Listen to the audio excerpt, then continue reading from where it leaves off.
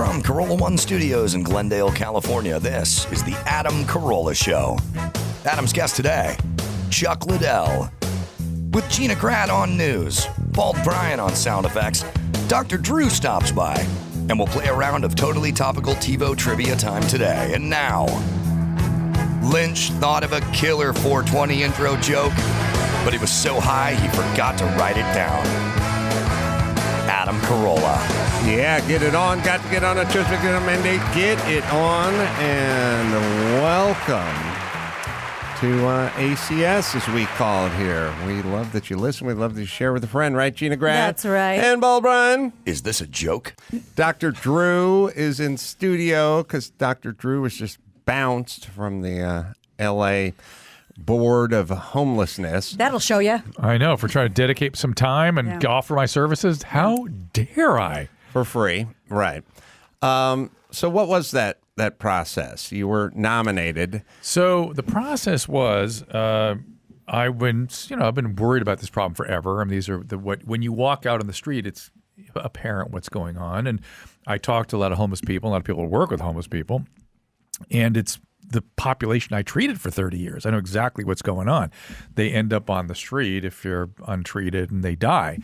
And that death rate is going up. You know, now it's 4 a day in the LA County. It's good times. And so I've always been asking, why don't we try something different? What are we doing? What's going on here?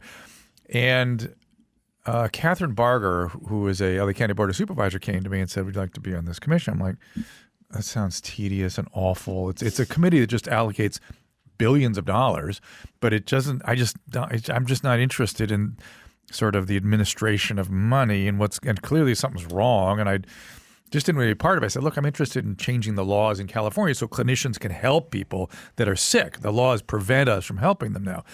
Okay. So she had me talk to the head of the LA County Department of Mental Health. That guy was great. He was enthusiastic, and we need your help, please. And then she said, reconsider this committee. I said, all right.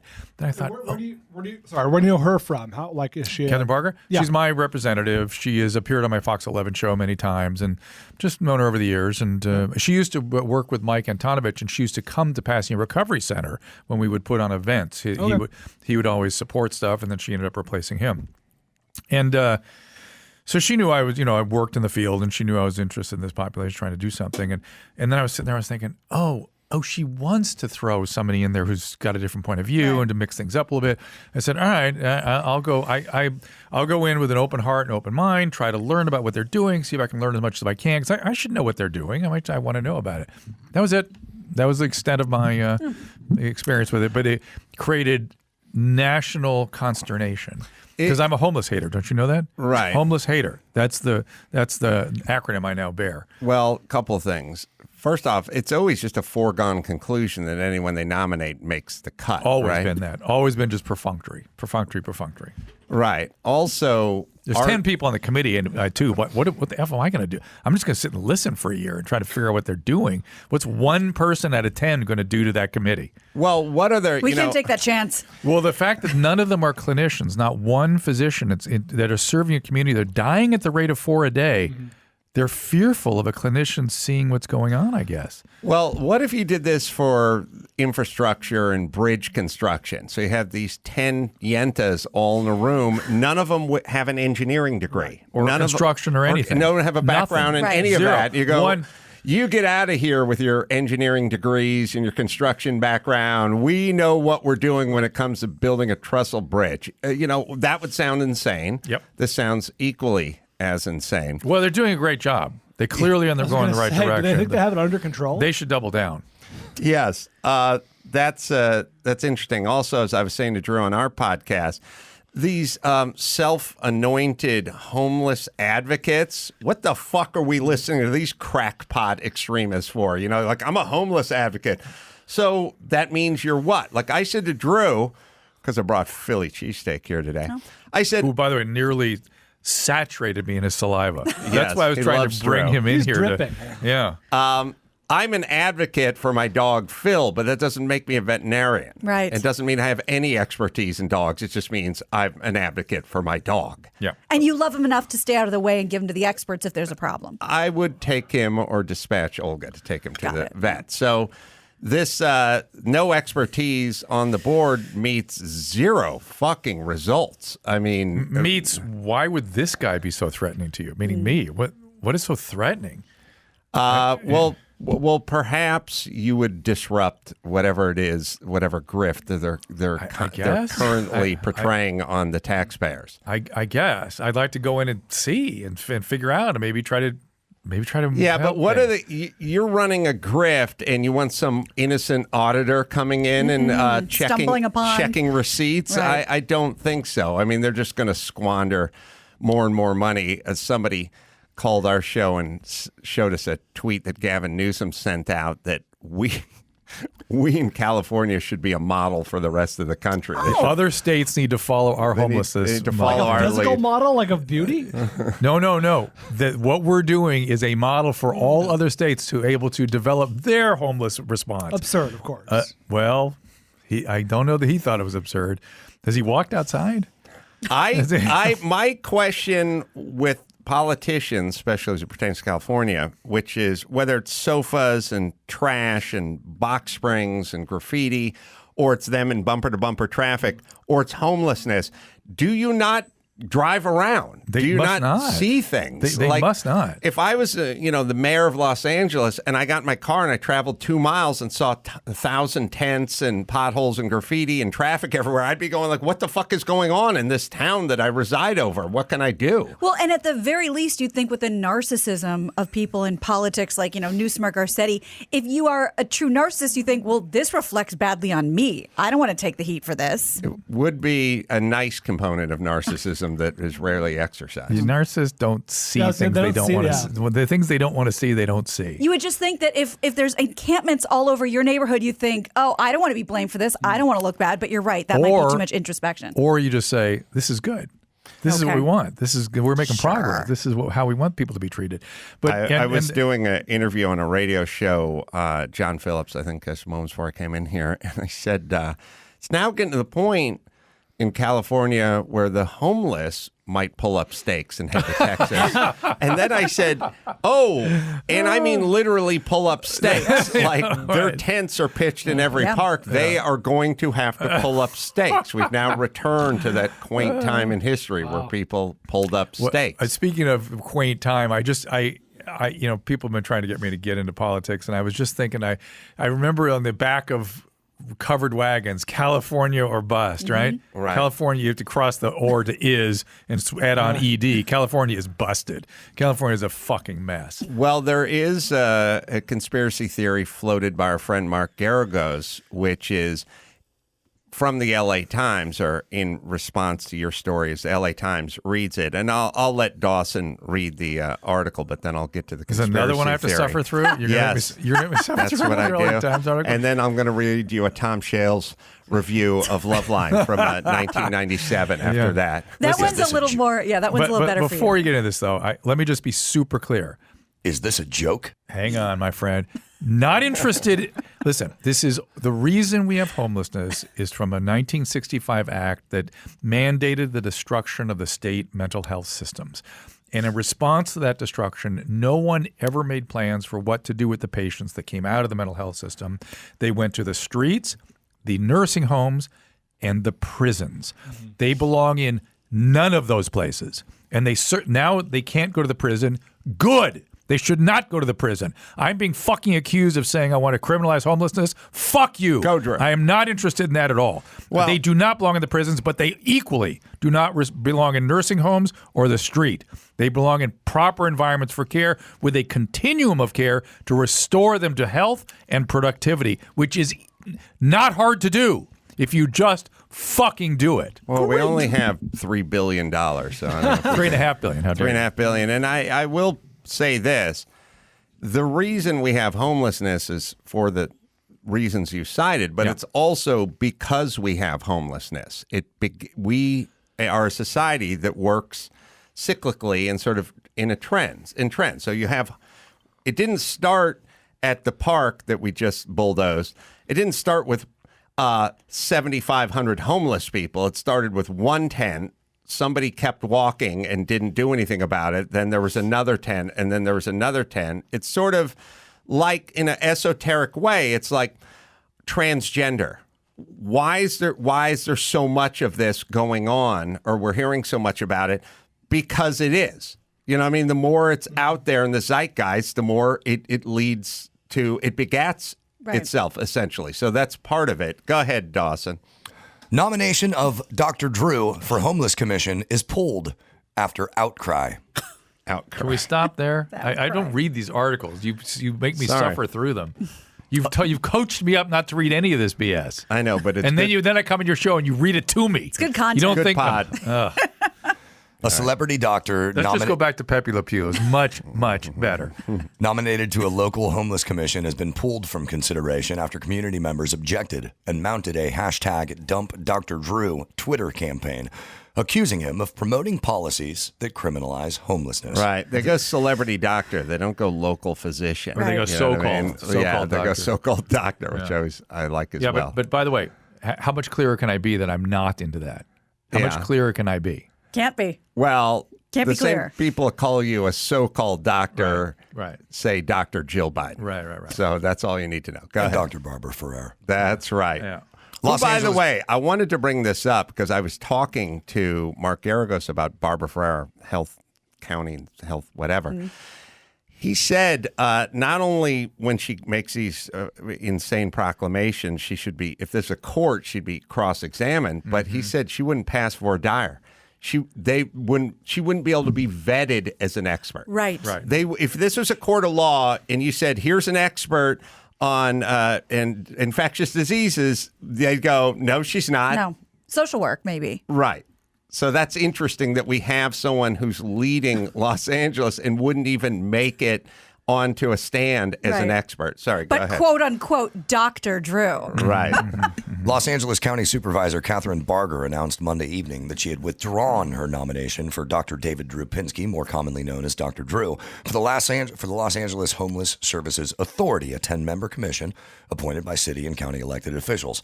Barger, who represents the 5th District, said she was dismayed that anyone would question, quote, the appointment of a doctor with a passion for addressing these issues when a new voice is clearly needed. She said the nomination and the outcry it generated had become a distraction from important conversations about care for people experiencing homelessness. Quote, we need to face the sad reality of homelessness in Los Angeles. Individuals are dying on our streets from preventable causes due to mental illness and substance abuse, Barger said. I hope we can move past pettiness and instead focus our time and energy on working to solve the hard problems rather than looking for excuses to place blame. Pinsky could not be immediately reached for comment. Did they try? Yeah. Why would I not talk to them? Right. Susan got into it. It was like, no effing way. She were talking to them. Blah, blah, blah. You should just say, sorry, I was treating patients at that time. Yeah, right. I think maybe the word immediately is Yeah. what they... Yeah. We tried once. Yeah. We needed to run the story. Well, I think maybe I'll call. Why don't we call her now? Ooh, I like that. Jacqueline Cosgrove. All right. That's Give good her a pod. call. Yeah. Sorry. Generally, the County Board of You want the number? Let's Supervisors give that out too. unanimously approves appointments to local boards and commissions at the beginning of its meeting as part of its consent agenda. They are rarely, if ever, seen as controversial. By Monday evening, more than 100 people had submitted public 100 comments people. That's good. 100 people are going to determine what happens. Oh, Jesus. asking the supervisors not to approve the nomination. Fewer than 5 people wrote in supporting Pinsky's nomination. It could be 4. Quote, Fewer. please, for the love of God, do not appoint Dr. Drew to work with the homeless in any capacity. This is a frustrating, pathetic joke. Please treat the unhoused legitimately as human beings. Yes. I One agree with that. resident wrote. I agree with that person. Pinsky, 62, has a current license to practice medicine in Oh my- California Oh my God. Wait, now I got to talk to this woman. and lists his specialties on the California Medical Board's website as internal medicine and psychiatry. And psychiatry? You a psychiatrist? No. I think so. He reported to the board attending. He reported to the board attending the University of Southern California's medical school. The celebrity rehab with Dr. Drew physician rose to fame through his nationally syndicated radio show, Loveline, which was adapted for MTV and aired in the late 90s with actor and co-host Adam Carolla. Yeah, he did. Actor. The duo regularly doled out sex and relationship advice to their loyal fans. Loyal fans. Hey, there's a positive. In recent years, Pinsky honed in on the homelessness crisis, disputing that it was caused by a lack of housing. He argued that it was primarily driven by a significant need for mental health and addiction treatment. Well, let's just say it's a lack Outrageous. of housing. Let's just say it's a lack of housing. We and the homeless situation's horrible in San Francisco. It's horrible in Los Angeles, New York City. The most real estate on the planet, right? Yeah. Sure. Expensive real estate on the planet. Okay. And then, right. And anyone who knows the difference between, renting an apartment in Santa Monica or anywhere on the West Side or even, Encino, Studio City or whatever, it's exquisitely expensive. So what would prevent just regular folk? Like if I were 22 and you were providing me housing instead of having 3 roommates in a 1-bedroom apartment, I'd just go, fuck it, man. I'm just going to be homeless. Like I'll just go ahead and pull that bakery ticket and sign myself up for a place. Like, Save yourself a couple grand a month.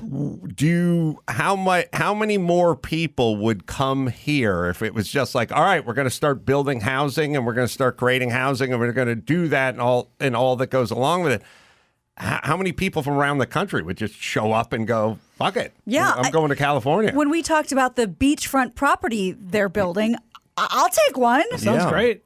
All right, sorry, Dawson. LA homeless rights advocates have pointed out that Pinsky has regularly overreported on his show and in public appearances that the number of homeless people who have a mental illness or substance overreported on his show and in public appearances the number of homeless people who have a mental illness or substance use disorder. Where did I get that data from? Oh, wait, UCLA.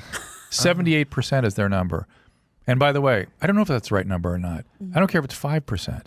That's thousands of people that are dying and need help. Is that even a knowable number, honestly? Because the population you're surveying is inherently it's an Transient. unreliable Yeah. narrator. Absolutely true, Brian, which is why to collect the data, you have to have people who know how to do that. You can't have a You can't just ask the people. You cannot ask. It's You have like mental asking illness? if- No, I don't have mental illness. How dare you? Yeah. Huh? What? Huh? Oh, yeah. My friend says, yeah. I mean, It's like asking a child how many people are in the world. It's like you're not going to get an You're answer not- to That's why. exactly right. So people that actually do the data, collect the data properly, well, that's a different thing. I could accurately collect this data by just finding a day laborer over at Home Depot, tell him to ride shotgun in my SUV, and then we'll just drive through the homeless encampments, and then you just click. Umpire clicker. You just take one of those clickers the bouncer uses to see what the Yep. capacity is of the club, and every time we pass a tent where someone's washing their underpants in the street, you just go ahead, Jose, just click that You're button. going to give this guy carpal tunnel. We'll get an accurate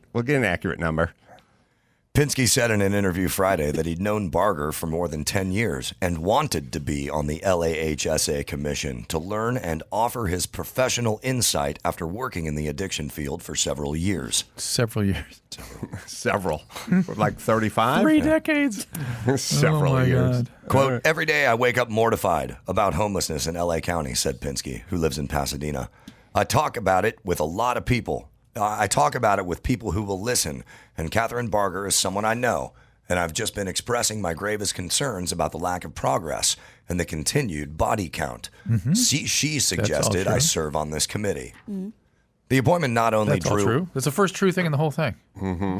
The appointment not only drew ire from local advocates, but also prompted strong criticism from the National Coalition for Housing Justice, which published a letter signed by some of the largest homelessness and housing advocacy groups in the country. So they're on display, everybody. If you don't know why the homeless problem isn't getting better, here it is. They want it to stay the way it is. Do you get it? Yeah. I mean, that's it. And Yeah. people go, how's this happening? Here's how it's happening. Well, it's basically these advocacy groups sort of remind me of Al Sharpton as it pertains to the black community. Like, hey, this is my hustle. Like, this is how I stay in business. Sorry, you done, Dawson? The coalition said it didn't typically weigh in on local issues, but the efforts to combat homelessness in LA County were too important not to weigh in. Appointing a celebrity who is unqualified and misinformed to a position that makes critical decisions on homelessness policy and program design is both dangerous and alarming, those leaders wrote. The obvious question is, who else is on this commission or panel or what committee, whatever? Like, The are only they person eminently qualified? No. It's just assistants of people who've been in public. Remember Newsom's committee for homelessness? Remember all those people he put on there? Again, not one clinical person, not one. Not one. Just a bunch of politicians and assistants of politicians. And That are all towing the same line. Because the company line here seems to be not qualified, Right. not qualified. Are the people on the committee no, there's especially qualified? one of the 10 people has a son with mental illness, and she's the only one advocating for something to do with the mental illness issue. Well, Out of also, 10. I like when they talk about how dangerous it would be to put you on that board, as if people sleeping in the L.A. River and jousting with tent poles right now in their underpants isn't a dangerous situation. I know. Yeah. The letter. It really is too much. Isn't it too much? Jacqueline doesn't want to talk on air. well, Why this not? isn't fair. She was pretty public about her opinion on this. Yes. These fucking cowards. Tell her to get on the fucking air and defend her position. The letter pointed to statements Pinsky had made regarding housing, arguing that it is a, quote, hoax, that the housing crisis is what is driving homelessness, and opinions he has expressed supporting the threat of jail to force someone into shelter. One time, maybe a few times, I said, well, we need to motivate drug addicts to get into treatment. Maybe incarceration is one of the things you need. You need a carrot and a stick to motivate drug addicts. Maybe incarceration is something you hold over the head. Don't use it. But What do you know I about don't- drug addicts, Drew? But Nothing. also- I don't care if it's incarceration or not. I don't think they belong in prison. But so it's people fine. who do drugs or have possession of drugs are already going to prison. Is this some no, new they're idea? Not. No, they're not at all. No. You don't know about Prop 47, Prop 57? Oh, do tell.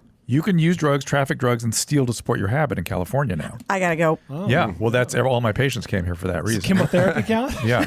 Oh, they came here for that reason. Sure. Are you Yeah. kidding? Of course they do. They hear that you can do and support it with stealing up to $900 a day. It's on. Man. Well, I'll tell you- and you can traffic. I'll tell you Oh, my one God. thing. They have the word is street smarts. It's not dwelling smarts. Yeah. When Yeah. you take people and you say homeless or like criminals, and you go, look, the Mason-Dixon line between a misdemeanor and a felony is $999. Then everyone goes in and steals up to $998 You get real good at math. worth of stuff. Like they game the system. Yeah. This is how and these the people cops, work. see, it's a misdemeanor, so they get a ticket and a summons, and they just rip them up, of course. Right. And so the cops have just stopped even issuing them. So it's a nothing. It's a zero now.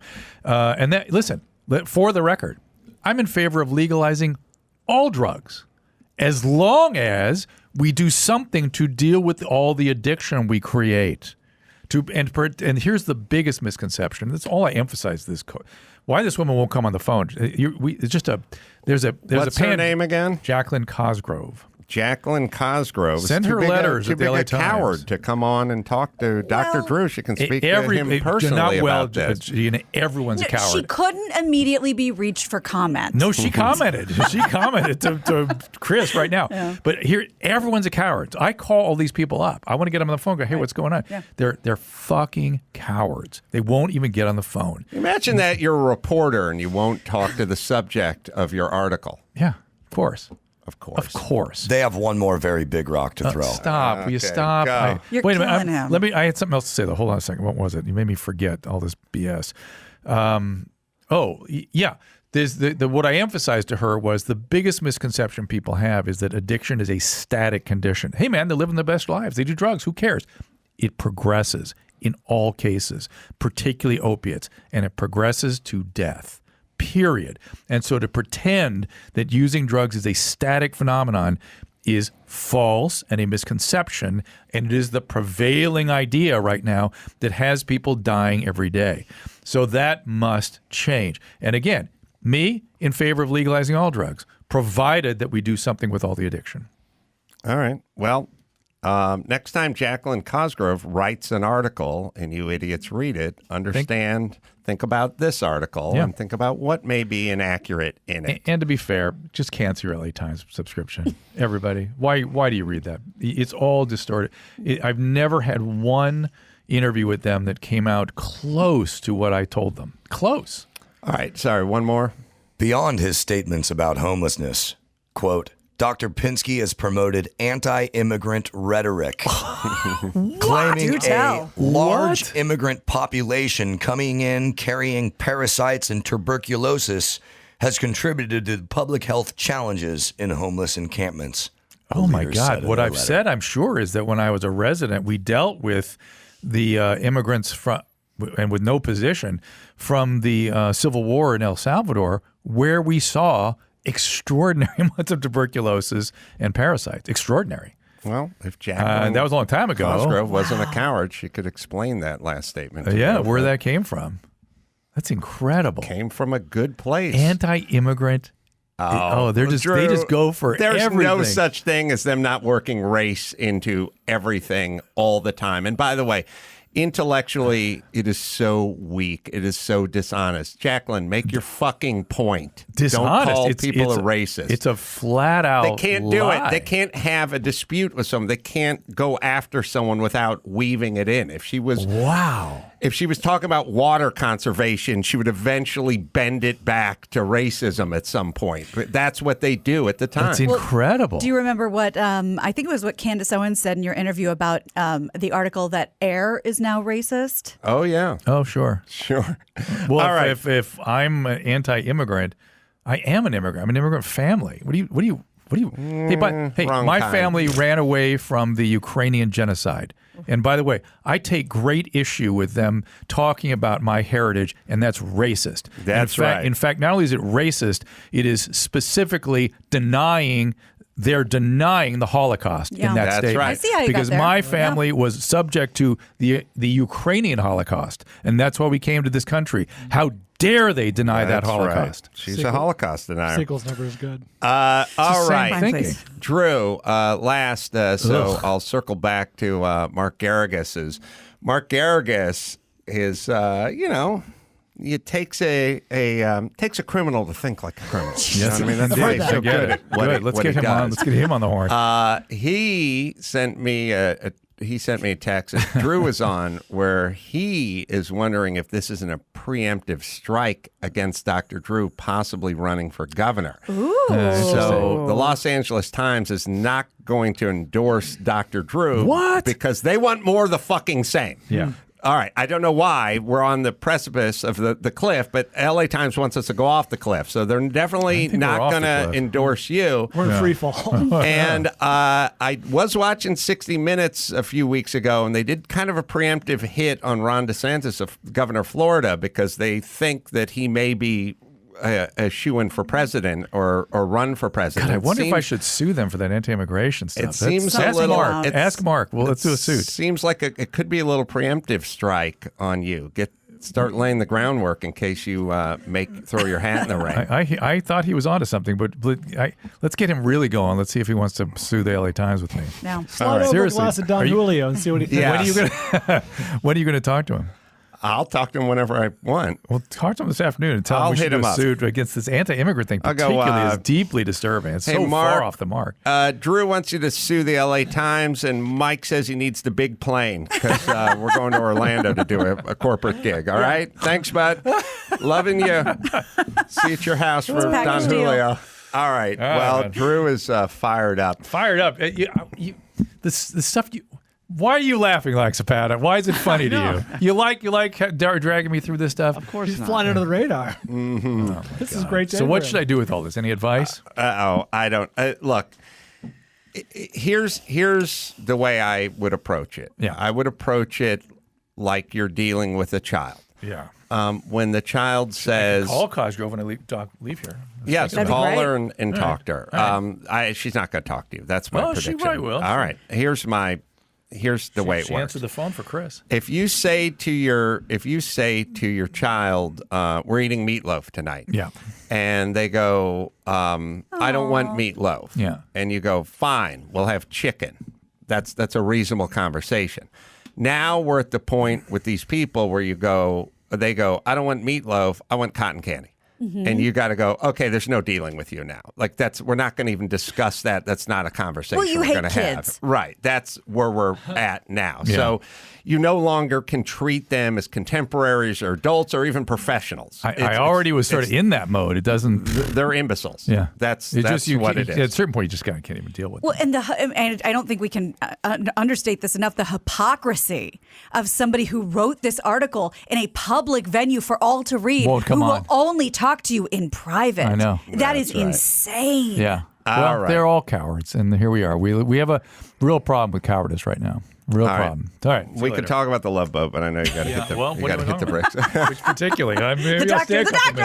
minutes. Oh, the doctor had quite an episode. Just, Max Bad, just read the description Johnson has it. of the last Love Boat episode that Drew and I watched. Now, we're not gay. We don't sit on each other's laps. But I we would just really- feverishly text You back and text like forth. fucking high school chicks. I would like to do that. We should do a pillow talk. Here's the description. I like your idea that the texting is somehow let's gay and sitting on each other's laps. It's marginally less gay. Go ahead. Dawson. Two toy-making engineers Oh, God. traveling with their boss vie for Julie's affections. Captain Steubing's aunt and uncle visit to meet Vicky. Doc is challenged to a duel by a man whose girlfriend is sweet on Doc. It's a bit that- out of left field. Was that the Spaniard? With a sword. Yeah, yeah. Right. Alejandro Rey. That's right. From the Sister Flying- Bertrill's casino nun. owning friend. Yeah, Flying nun. Flying nun. Yeah. Is that it? We just gonna let it go at that? We watched the shit out of that episode. Olivia de Havilland paid the aunt, and I was Wow. like, I was Adam, I'm bothered Gone by with the that. Winds, Olivia de I know Havilland? what happened to Olivia de Havilland. died She's on last the year. She's Oh, on the Mighty have love fallen? boat. She's on the love boat. How bad? You want to talk about how shitty the '70s were? There's evidence for it. We tore down Penn Station, and Olivia de Havilland was on the love boat. Yeah, one thing, because it's a theme on the Love Boat. It was a theme for all these shows back then. Sitcoms, movies as well. I'm interested in hearing Gina Grad's take on this. Oh. There was a conceit, and I was telling Drew on Adam and Dr. Drew's show, in the 70s, Love Boat, movies, themes, it lasted for a long time, which is if two guys, if you're the beautiful cruise director on the Right. ship, if two guys, strangers, walked onto that ship and had an argument over which one of them got to have sex with you later in the cruise, you, Gina, Yeah. would have to choose between the two. Yes, You that could was the not, law. you Oh, had I'm not, sorry. not be attracted to either one of them. That was I thought impossible. you meant I would own a cruise line after that happened. Yeah, that was feminism in the 70s. So you have to choose. I see. It can't be none of the above. I didn't You could be at a realize that. cocktail party, and two of the biggest losers on the planet could walk up to Right. you, and They get dibs. There was no C. It was A or B. You Right. had to decide between the two of them. Yeah, I wouldn't do well in that environment. I thought I it was a would whole just decade, sue and Diana. all. That, whole by the way, decade. that was Wow. law as it pertained to movies and Maritime TVs. law. That was maritime right, law. Right.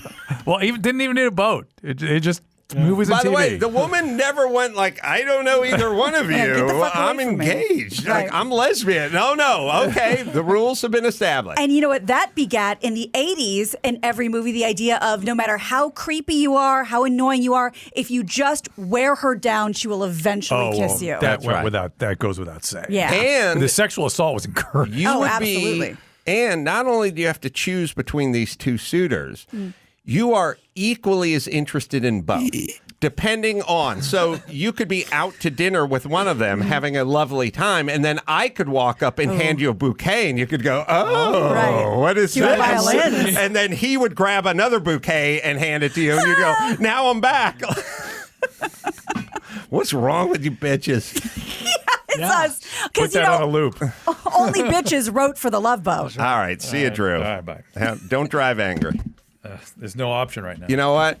Phil's out there. I want you to rub his belly. Give him a pet. I want you to go 5 times clockwise, 5 times counterclockwise, There he and is. take deep breaths as you do it.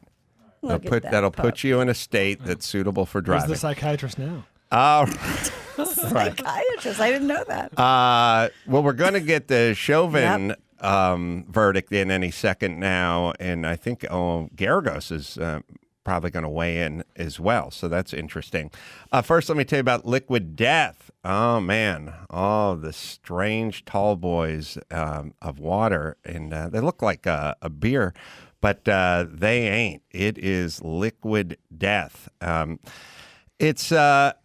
I got to tell you, they dropped off a bunch of cases of this stuff. I'm drinking one right now, as you can see. I've had people comment and just go, God, this is really good. Like anyone comments about water or carbonated water, I think they're seltzer expecting water. like an energy drink to hit their lips, and all of a sudden it's like, oh, that's Something refreshing. way better than I thought. Yes, the stuff is good. They also donate 10% of their profits from every can sold to help kill the plastic pollution because, as we talked about, there is a market for aluminum cans, so that's not going to end up in the bay. Right. But the plastic stuff, there's no market for.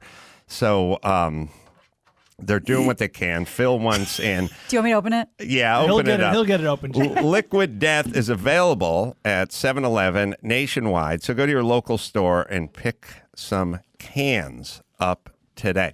All right, we'll take a quick break. We'll see if Geragos chimes in, and we'll do all that right after this. All right, and Brian, just do you have the TiVo game intro ready? Oh yeah. So, Do you guys want to hear this text exchange? I didn't want to read it verbatim. Yes. So, hey, Jacqueline, this is Chris with Dr. Drew. I have him available for comment right now. He's on Adam Carolla's podcast for the next 10 minutes. Can I have you call on air? No, I don't want to talk on air. I'm happy to talk to him otherwise. Okay, this is the only time that we have right now. I'm going to politely decline. I do not want to be on air. Copy that, thanks. And then a few minutes pass, and she goes, happy to talk, not on the air. Oof. Yeah, well, it sounds like someone who can defend her position. That's right. When we come back, if we play the game, do you want me to read what the 3 charges are? Just because there's 3 separate charges. People might not know that. Yeah. last I heard was 2 p.m. for the verdict. Well, he said 1:30 to 2. All right. Whatever. Let's bump in. All There right. we go. And now, a totally innocuous word that sounds dirty when Mike Dawson says it. Cream. Ew. Let's get back to the Adam Carolla Show. Best one yet. Yes. All right. Let's see. The verdict's going to drop as we tape this any moment now. Geragos may chime in. Gina has the 3 possible verdicts. Yeah. So what it sounds like we know, and it's kind of funny because you'll be hearing this and you'll already know, but it's not going to be a hung jury as far as we understand. There will be yeses and nos. So here are the 3 charges. Second-degree unintentional murder means causing death without intent by committing a felony. Second-degree manslaughter is causing a death by unreasonable risk. And third-degree murder means causing death by an imminently dangerous act showing a depraved mind. Those are the 3 charges. Yeah, so the third one is kind of insane The big one. because the definition for the depraved mind one, basically the definition is you fire a gun into a crowd. Yeah, you got to be. You're not thinking I'm going to kill that person, but you're going to kill somebody, and that's kind Part of of the the definition intent. of that one. That one seems like a bridge too far, but I was talking to Geragos about this earlier, and they're going to go for a mistrial probably no matter what. I think they should have sequestered the jury and changed the venue as well. It seems nearly impossible. I mean, I said to Mark, if you're defending Chauvin, you'd go for a mistrial, right? And he'd go, oh, yeah, for sure, because how could you possibly get a fair and partial Untainted jury. pool when there's mobs outside the courthouse? Right. And, I obviously was going to lead news with this, but since we may know a lot by then, let me just tell you this now about Maxine Waters. I don't know if you heard she was, riling up the Fired crowd. up, yeah. And said, about if Chauvin is found not guilty, she said, we've got to stay on the street. We've got to get more active. We've got to get more confrontational. We've got to make sure they know that we mean business. And the judge said remarks like that could result in a trial being overturned. Chauvin's lawyer said there's a high probability that jurors will see Waters' comments. But the judge said, it's disrespectful to the rule of law and to the judicial branch. But since he told jurors not to watch the news, he thinks it'll probably be okay. That covers it. Yeah. Well, to be fair to Maxine, that is her jurisdiction. I mean, she Right. does work the Minnesota. Minneapolis. beat. Oh, wait, she's from fucking L.A. She's the worst person in the world. All right. Mark said the judge, who's a liberal guy, by the way, seemed, in his estimation, has had an ass full of this stuff because he was initially pissed that the civil suit, the $27 million, he didn't like the idea that that was handed out just before jury selection. Oh. So the judge was like, why did you do that now? They eliminated 2 jurors based on that because that's just more... That's more potential mistrial stuff. So, and again, it's a weird timing thing. They could have waited till after jury selection or after the trial or whatever it was. It was several weeks, basically, they had to wait. Anyway, Mark will chime in on that. You know, I was thinking philosophically, and I don't know what the verdict is, but the notion that if, let's say the verdict is non-guilty on all charges, he's acquitted of everything, let's just say, then everyone's going to erupt and there's going to be fires and mayhem and looting and fighting in the streets. And then you will turn on the TV that night and it will be further testament to our racist judicial system and how a black man can't get a fair trial in this country. But if you go a little deeper and you go, well, you take the composition of the jurors, women, men, black, white. I think they made sure and get a pretty diverse group to chime in. Considering they all live in that community, neighborhood, what would be the possible motivation? What would be the possible motivation for the black guy on the jury to acquit of all charges? If you think about, like, if you really just let logic prevail and go, you think they want to walk out to their home on fire? It doesn't make sense. If they say not guilty, it's because they got the evidence and that's what they arrived upon. All right, so Chuck Liddell is going to join us soon. He's already here. We got the Totally Topical TiVo game. We have the verdict coming in. I think Brian and Chris are monitoring that, or Chris is monitoring that. We got Geragos possibly. Oof. All right. Do you want me to just get Geragos now before we even hear the verdict, or do you want to wait till... Well, it seems like if we're minutes away from the verdict, I guess. He definitely has his thoughts already on what he thinks it's going to be. Do you want to just give him a call? See? Well, let's just give him a call and see if he can put him on the spot and see if he can, prognosticate here. I spoke to him earlier. I think I can't remember. Mark exactly is what he spot said. on when it comes to other people's trials and terrible when it comes to his own clients. That's right. Yes. Kaepernick's been in the league for 2 years. Well, you have to understand. What have we learned about the term expert over the last few years or the last year? Well, it's not just. By the way, you could be an expert, but an expert with an agenda is not an expert. So. Right. Think about think about the pulmonologist who was saying smoking was good for you. Hey, smoke them up if you got them. You know what I mean? I mean, he's an expert. Right. Trump's doctor was a doctor. Right. They are experts, Right. but he was a ponytail expert. When you have an agenda, then you're no longer an expert, right? Yeah. Meanwhile, Trump's going to outlive us all. So fucking have fun. Probably me. And remember, we've talked about this before, with the exception of OJ, which I think was a big deal, was that historically when there's a quick verdict, that means it goes the prosecution's way. So we'll see if we'll see if Mark has any thoughts about that too. Well, or we won't, because Geragos didn't pick up. He did say, when I asked him, can you call him? He's like, I think I can. So he must have something going on. He's going to try to squeeze it out, but he didn't pick up this one. Well, tell him to get out of bed. Yeah. And wipe the sleep from his eyes. All right. Grab a check and just wait. And join the working men and women of this country, man.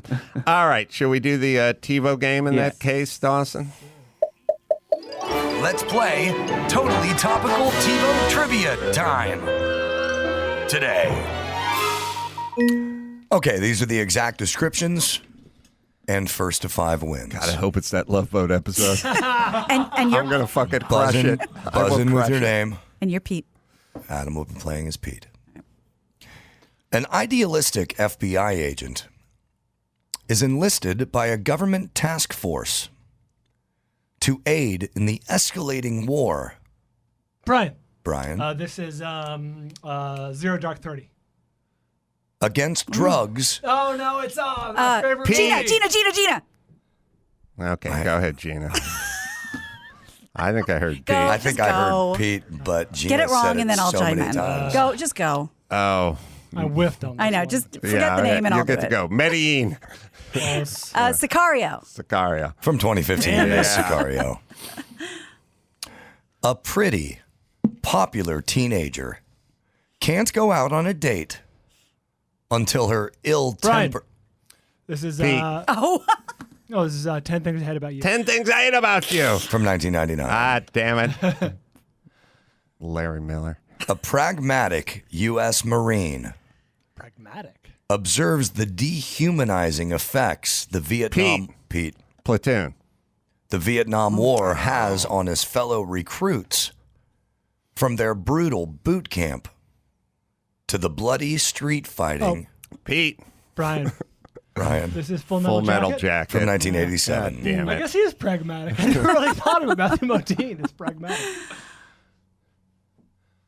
A listless and alienated teenager decides to help his new friend, Pete. Transformers. win the class presidency in their small Brian. Brian This is Napoleon Dynamite. from 2004. I hate that God, movie. this is tough. I do too.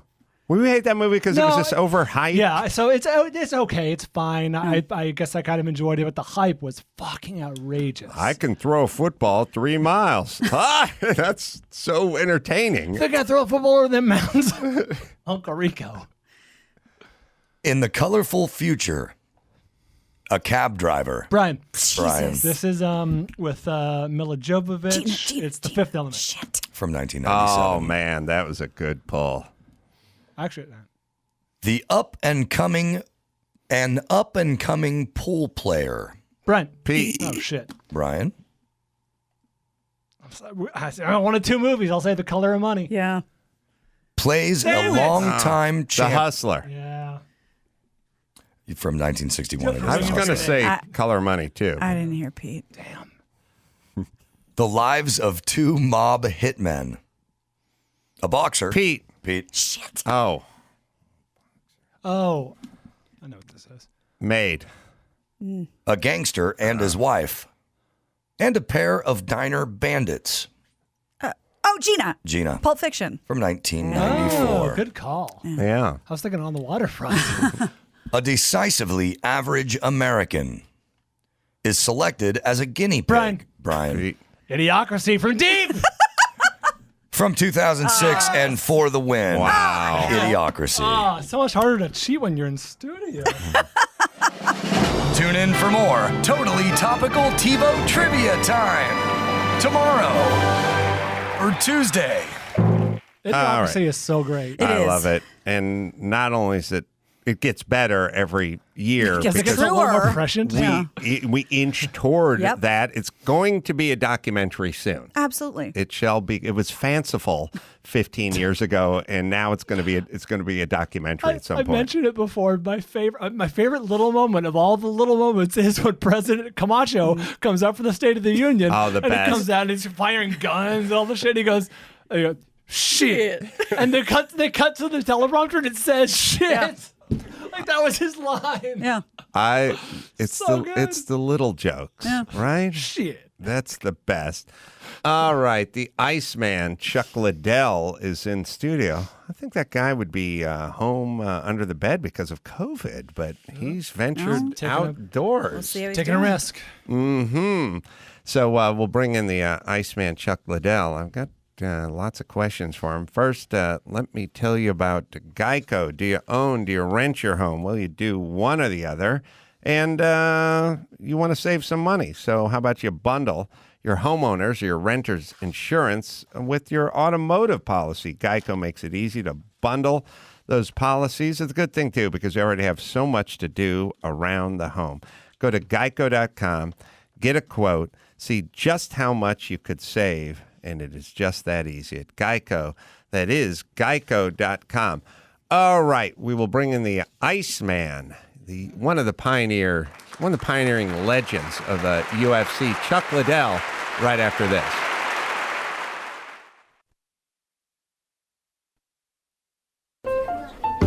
The Adam Carolla Show presents Chuck Liddell's birthday cocktail party for December 17th. Let's see who's invited. The publisher of Penthouse Magazine, Bob Guccione. Hide the porn, Pope Francis is here. From the Paul Butterfield Blues Band, Paul Butterfield is on the guest list. From Ghostbusters, Ernie Hudson. Chris Matthews. Eugene Levy. Bill Pullman joins us. Peter Farrelly is here. Giovanni Ribisi. Mila Jovovich. Manny Pacquiao. And the best company of all, from Bad Company, Paul Rogers. Chuck Liddell is on the Adam Carolla Show. Wow, that could be one of the most diverse, solid cocktail party guest lists we've ever heard, Chuck. Congratulations. Thank you. Didn't do much. Just born that Got day, born? I guess. Got born. Just, You're being modest, Chuck. Chuck's got a podcast, Icebreakers with Chuck Liddell and Adam Ray, who we love so Talk much. about diverse. I know. First guest is Dana White, president of UFC. Well, I guess the first thing we should talk about is Ben Askren and Dana White and, Jake Paul and all that business. What do you think? it is what it is, man. I mean, I was there. I was there at the fight. I actually got talked into going like the day before. We flew out there and went. And, I mean, he got knocked out. I mean, could they have let it go a little bit longer? I mean, would it have made a difference? Not really. I don't think he was still wobbled a little bit. He was still, I mean, you could see from the side, he was still not 100% there. But I mean, in a normal fight, I would have been like, yeah, they should let it go for a little long, give him a chance to win. But I don't think Askren had much shot at anything. It didn't look like he had a very good strategy going in at all. I mean, I was expecting him to come right out and just stay on top of Jake the whole time. Right. Stay on top of Jake the whole time and, pressure him and get him tired and then, try to hit him in the later rounds. Well, the thing about Ben, he's a world-class wrestler, but his striking obviously leaves a little something to be desired. But you were a Division I wrestler, Cal Poly San Luis Obispo, but you were known as one of the best strikers in the UFC. So how did that work for you? I started, before I wrestled, I was doing karate. I've been doing karate my whole life. I mean, since I was 12. And I would, even in high school, I used to do karate after wrestling practice. I go karate after football practice. I trained all the time. And then when I was done wrestling in college, I started kickboxing. Mm-hmm. And I actually had 2 boxing matches, and I had, 20 kickboxing matches before I started fighting in the UFC. So you had that base. Yeah, Ben really looked almost inept with his hands. He just didn't seem he's always been that comfortable. way. The funny thing is, he even said it. He's, Jake, you picked me because I'm probably one of the worst strikers in the UFC. That's how you wanted a guy. But, he said he was going to do something different. But, it is what it is. I mean. What's the sensation, as best you can describe it, is when you get knocked out or knocked down like Ben was knocked down? What does it feel like, and that's what are you really hard to thinking? explain. 'Cause when you get knocked out, you don't remember it. Like, I mean, you lose time periods. Right. Like, you don't remember the last. I mean, I had one of my fighters one time get knocked out in the 3rd round. And then when they were raising the other guy's hand, he threw a fit because he forgot the fight started. He thought the fight was just about to start. They thought they just came in the ring. It's like waking up from surgery. Like, we're done? Yeah, he was like, wait, it started. No, the fight hasn't started yet. You fought 3 rounds, you got knocked out in the 3rd. Sorry, bro. But you forget some time a lot of times. Are you looking forward to the possible John Jones Francis Ngannou fight. You think that's going to happen? If it does happen, when's it going to happen? What do you think of it? I don't know anything about whether or not it's going to happen. It's an interesting fight. It'll be John stepping up and going after Ngannou. Ngannou's a big boy, and he's been working on his striking. Wrestling. His wrestling, yeah. Working on his wrestling, and he's very athletic and a big guy. So we'll see. I think John's a smart fighter. If he goes up, he thinks he can take him down and control him. That may be one of the few, or even first. I don't know. Will you tell me what you think? That fight, the Francis Ngannou and John Jones fight, could be the fight that transcends, the UFC past, other sports, boxing. It'll be bigger than any boxing match in probably the last 5 years. There's been a couple of good heavyweight bouts in there, but that really is going to take it to the next level. I think that would capture a lot of audience and a lot of imagination. Yeah, and Ngannou's got a lot of hype right now, a lot of very quick knockouts, handles some really tough guys, and John coming up, but it'll be an interesting fight. I'll say, Adam, being a former boxing coach yourself, had the same insight as you, Chuck, about I forget what it was about the fight with Jake Paul. But did you also observe that perhaps his opponent Askren came in maybe a little out of shape? He looked out of shape. That's other insight that Adam had. He didn't look like. It almost looked like he got a paycheck and didn't train for it, but.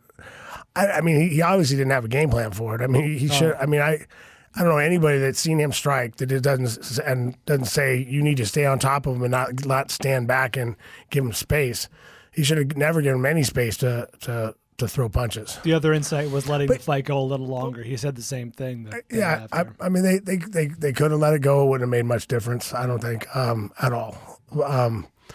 But, it's one of those things. And people that complain about a lot of the stuff on that show, I heard a lot of the stuff afterwards because I was there and talking to the people that own it and run it. And it's like, what did you think you were buying? Like, you're buying celebrities fight, like overmatched, like unmatched fights. You have a reggaeton guy fighting a billionaire or a rich guy, like that fights. Come on. You're watching guys fight that don't usually fight.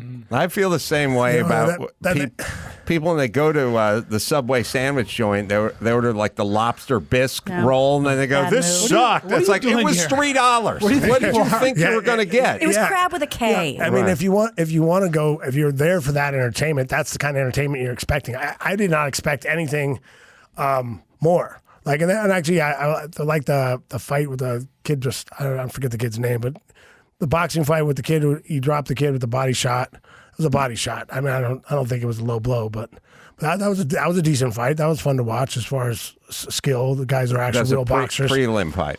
Yeah, one of the prelim fights, but like the main fights, you bought this thing to watch. The people that bought it to watch the show. They wanted to watch these acts, perform, and you wanted to watch guys that don't usually fight.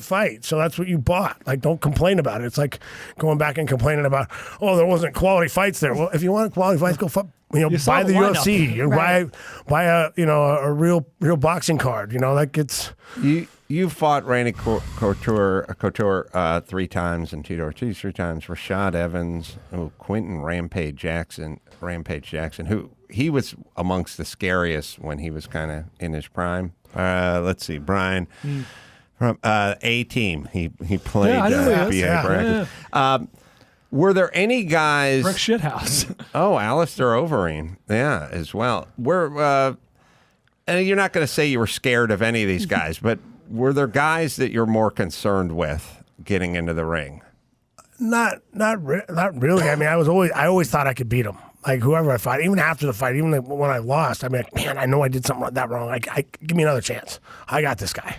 I can beat him. I know I can do it. I was kind of that. Whether it's smart or not, but as a fighter, I think that's kind of just your mentality. I think a lot of guys are just, I know I can beat this guy. I know I can do it. I know I can. You weren't ever walking around beforehand intimidated. I was not a guy who's going to be intimidated. I like fighting. I love fighting, and I always thought I was going to beat you, no matter how good you were. I mean, someone like Alistair. Alistair's a guy. He's a great kickboxer. I knew I had to take him down, and make him worry about me taking down. Then I could strike with him. You know, if I just had a straight kickboxing match, he probably would have beat me. But so you beat Alistair Overeem?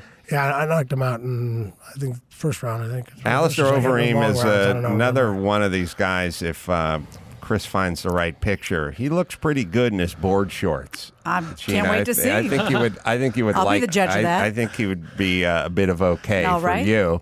And I don't know. Has he had 50 fights now? I mean, he just never stops fighting. Yeah, he's been fighting for a long time. He's still going. Yeah.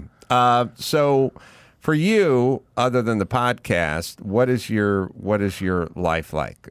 Semi-retirement? Is there another fight in you? I don't know. I don't know about that. You're always a fighter. Once a fighter, you're always a fighter. I always love fighting. I love training for fights and getting ready for fights. Want to call out Jake Paul? Oh, God. I mean, he needs to fight. I mean, if he needs to keep working his way up slowly. I mean, if he wants to keep fighting, I mean, he's a young kid and he likes it. He's training hard. I talked to some guys that train with him, and I don't want to knock it, but he needs to keep with guys that don't keep working his way up. I mean, if he tries to jump up too fast, and that'll be it. It's gonna be trouble. I mean, because I hear guys calling for him to fight. More like a UFC guy that's more of a striker, or even a striker at all, would be nice. But I think he can run into some trouble there, But we'll see. He'll get tested because that definitely didn't test him. Chuck has exquisite power in his hands. He's heavy-handed, as we've talked about. That's a good thing. You don't want to be heavy-breasted. Sorry, Gina, God but damn it. heavy-handed. Oh, actually, there's some perks to that, but a guy, man. there's just a Not natural, the ring, not the octagon. There's a natural strength and power that some people have that others don't possess. All the training, all the technique, I don't know what it is. It's kind of like how Darryl Strawberry was a beanpole and could hit the ball 460 feet. It was just he had a way to utilize his body. Well, and the only other person I remember you saying that about recently is Mike Tyson. Well, Mike Tyson was a kind of he was a master class in leverage. When you saw Mike, the thing that made Mike is he threw combinations that middleweights throw as a heavyweight. So fighting. He was one of those guys that I always said in the beginning, like especially in the beginning, when Customato was still around. He boxed you with tremendous power.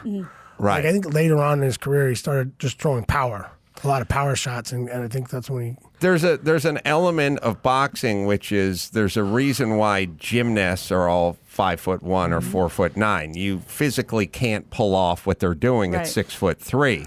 So heavyweights, most of them, as they get longer and their wingspan grows and grows, they have trouble pulling off the combinations Of the compact. Yeah, that's why your Sugar Ray Leonards look so masterful out there. And when you see the heavyweights, they look a little more lumbering, But Tyson, as a heavyweight, was pulling off those combos. He would do this combo where he threw a right hand to the body and then stepped back and threw a right uppercut, and it was devastating. And heavyweights aren't used to seeing that. They're used to, jab, cross, hook, but not those kinds of combinations. Agreed, Chuck? Oh, right, agreed.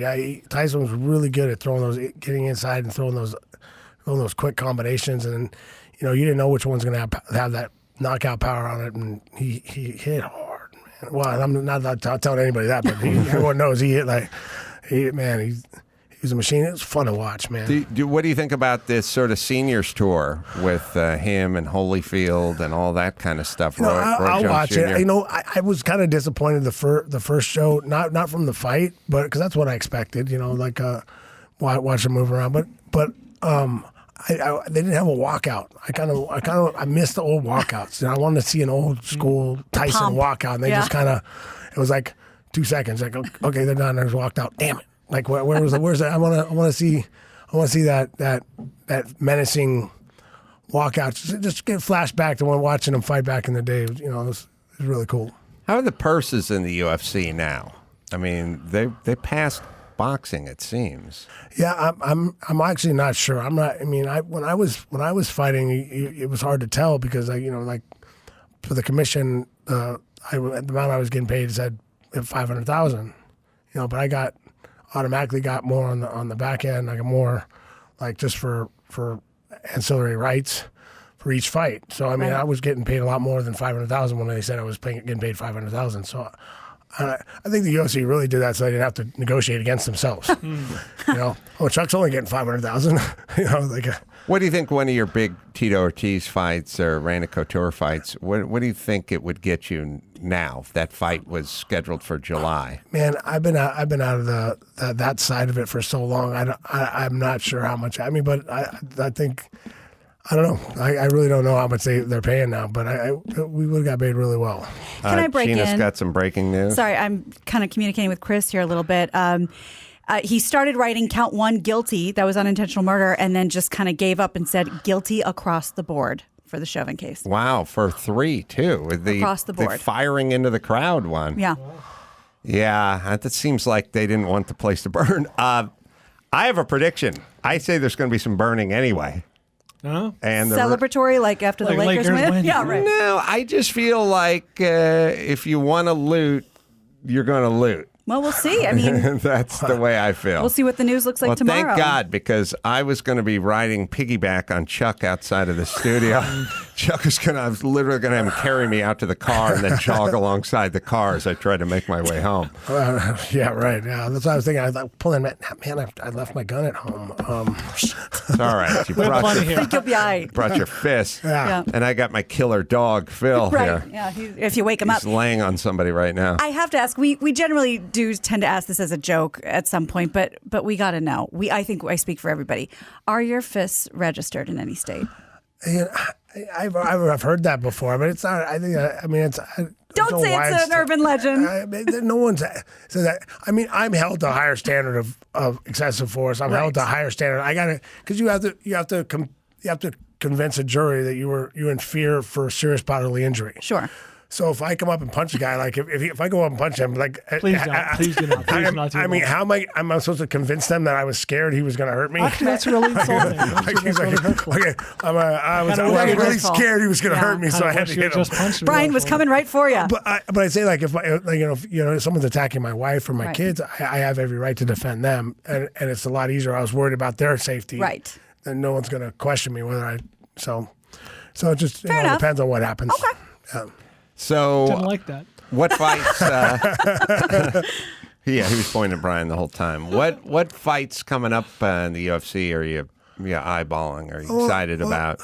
Usman Masvidal. I like to see. I like to see. That's a super fight, right? Yeah, and I'm looking forward to seeing it because Masvidal did pretty well for not having for taking on a week's notice, flying to Dubai, and cutting 20 pounds right before the fight. I mean, it's fighting Usman. Yeah, when he fought Usman the first time. Right. So I thought he did pretty well. So, I'd be interested to see if he can. Usman. Looking at some stats here. Yeah. Is it Kamaru Usman? Usman's another one of those guys who looks pretty good in his underpants. Gina. I'll be the judge. Yeah, you can find Usman in his underpants, but you have to find Alistair Overeem too. First off, the guy's name is Alistair. Oh, damn. Wow. Oh, yeah. He's a bit all right. Yeah, he's good looking. If you cast him as a fighter, it'd be like, nah, too on the nose. He's built like a brick shithouse. Now, we're looking at a picture of him proudly fighting at heavyweight. He probably fought Chuck at light heavyweight. Yeah. Light heavyweight. So it was quite a few years back. Light heavyweight? We're looking at him as a heavyweight. Oh, okay. Light heavyweight is still 205, right. And they still get into the ring at 218, 225. 20, yeah, somewhere in there, yeah. So right, so light. You remove the word light from heavyweight in your mind because light heavyweight is still 205. Look at that, always with the upside down triangle. The shoulders and then that little waist. Yeah, he's. Did you ever factor that in? The guy with the dad bod. Not that you fought a lot of dads, but what I'm saying is the guy with just the crazy muscles that you go, I'm going to gas him out early, or did you go, God, that's a little scary, or I'm attracted to him, I don't want to get a boner? Well, I mean, I fought Randleman early. I mean, Randleman was a beast. Like Like a Hulk. huge, yeah.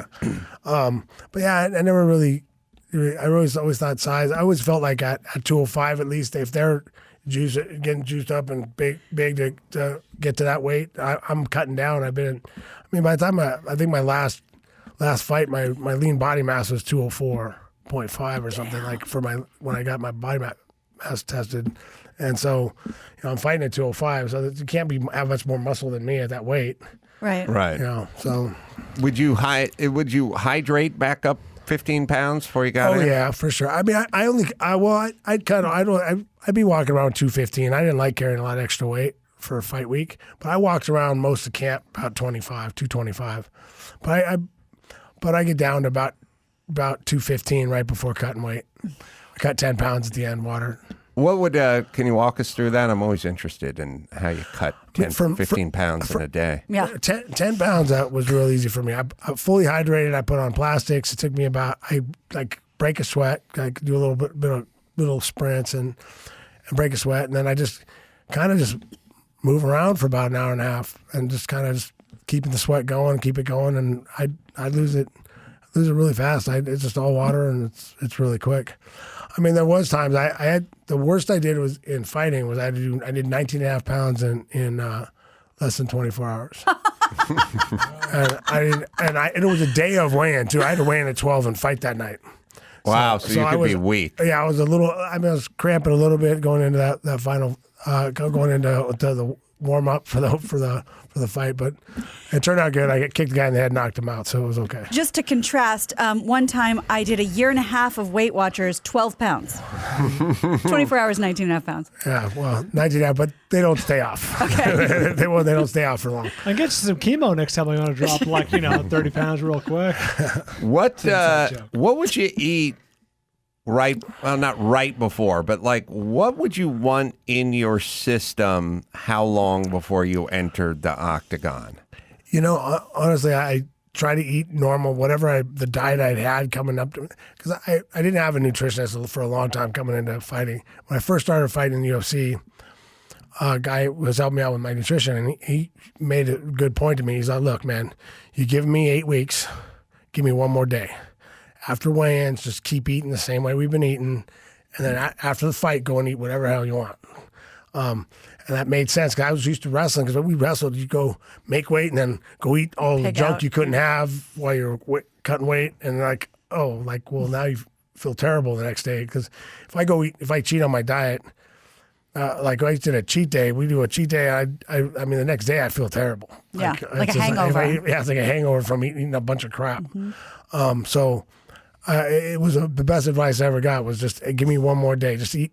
So I'd eat basically like a normal meal plan kind of meals all the way up till, up until I fought. So if you fought at 8 at night in Vegas, when would you do dinner and what would it be? Usually about 6 o'clock. Right before we had Adam's head over to the arena. And then I don't usually eat some kind of pasta, something simple. Carbo load. I don't know if I was even trying that. Just something I normally ate that was easy to eat because just didn't want it to be too heavy on me. How'd you get hooked up with Adam Ray? By the way, we love Adam Ray. I do lots of stuff with Adam Ray. A guy called me and Ari called me and asked me. He books me for some shows here and there, and he called me up and said, hey, Adam's looking to do a podcast. Do you want to do a podcast? And actually, I said, okay, I'll come down and talk to you. So we came down and talked and tried, hey, let's just try it. Let's see how we feel talking to each other. And it went real smooth. And it was really cool. It sounded great. And actually, I'd never seen him do his comedy routine. I'd never seen him do any of his comedy stand-up stuff at all. And how many minutes was devoted to Tony Danza? He does a lot of Tony Danza impressions. I don't know that he did any that day. I don't know that he did. But actually, we went. I went to Austin, and I was in Austin with him, and he was doing a show there. So I went and saw his show, and man, he was good. Man, he was funny. I had a great time. I was like, I'm glad he's funny too. I wasn't sure. He's hilarious. But he was. Yeah, he's okay. No, we love Adam, and he opens for me sometimes, and we do stuff together all the time. I like the subject of this fear because it's interesting. So 99.9% of the population would have kittens in their stomach before a fight, right? The days going in, like it would really get to most people. But it's sort of like, I don't know, being a necrophiliac or something, like 99.9. Well, 99.9% of the population is disgusted by it, but 1% digs it. I mean, the 0.1% really fucking likes it. Yeah, and I really like being out there fighting. Like I love being out. Like I like trying to figure you out, trying to take you apart, and trying to put you to sleep. What if there was nobody in the audience? Would you feel the exact same way about it? I feel the same way. If I'm just trying to prove I'm better than you.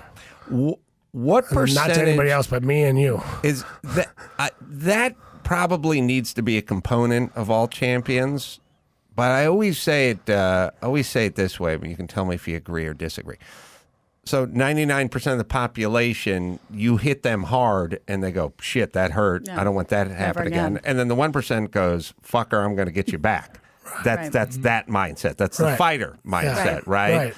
And what percentage, though, of the guys truly have that mindset? Because there are guys out there that are skilled and they're good and they have the physique and the technique and everything, but they still can be apprehensive, have nerves, not be scared of other guys, not have the zero thoughts about it like Chuck? Some guys, but it's a lot of guys have different things to get them up for a fight. Some just need to have those nerves. Actually, they kind of, and then it doesn't go away till they start to, start the bell. Right. And some they need to get hit to go, oh, okay, here we go. It's real. Now I'm ready. Let's do this. Then you got other guys that have problems with, and it's the problem with the guys that don't like to, I always say, that guy doesn't like to get hit. And if you make it obvious that you are scared of getting hit, it's really hard to defend yourself, because it's easier to pick you apart because you're going to react to everything I throw. Right. Every fake I throw, you're going to react to everything because you're afraid to get hit. How much can you tell by the first few steps the guy takes toward you? I was watching Jake Paul and this other fighter, maybe it was his brother Logan. I don't know what it was. It was another one of these celebrity, boxing matches. And Sonny and I were watching it, and they rang the bell, and the guy who was fighting took a step and a half out. And I said to my son, he's getting knocked out in the first round because I could just see the way he stepped out was off. Now, you're fighting at a much higher level, so you're not going to deal with that. But you are going to deal with a posture and a sort of look in the eye. And look in the eye. And then a lot of times you can see by just, you throw a jab, and there's a lot of things I throw right away just to see how he's going to react to it. Like back in the old kickboxing days, I go out and throw. One of the things we did right away is I'd always go throw a big haymaker, just big overhand right. Land it. John didn't care where I landed it. He blocks it, hit him in the shoulder, just hit him somewhere with it. Let him know you hit really hard. Right. Let him know that he needs to worry. And because you see right after that there's a little bit of, okay, I got to back up a little bit. I'm going to take a little more time with this guy. I'm not going to, it takes away some of that energy and that aggressiveness. I can tell you from doing some boxing, you get hit really hard just in the upper arm, and you'll do the math. You go, face math? That fucking hit me in the orbital socket, I would die. Like, you can let a guy know the power. We use it.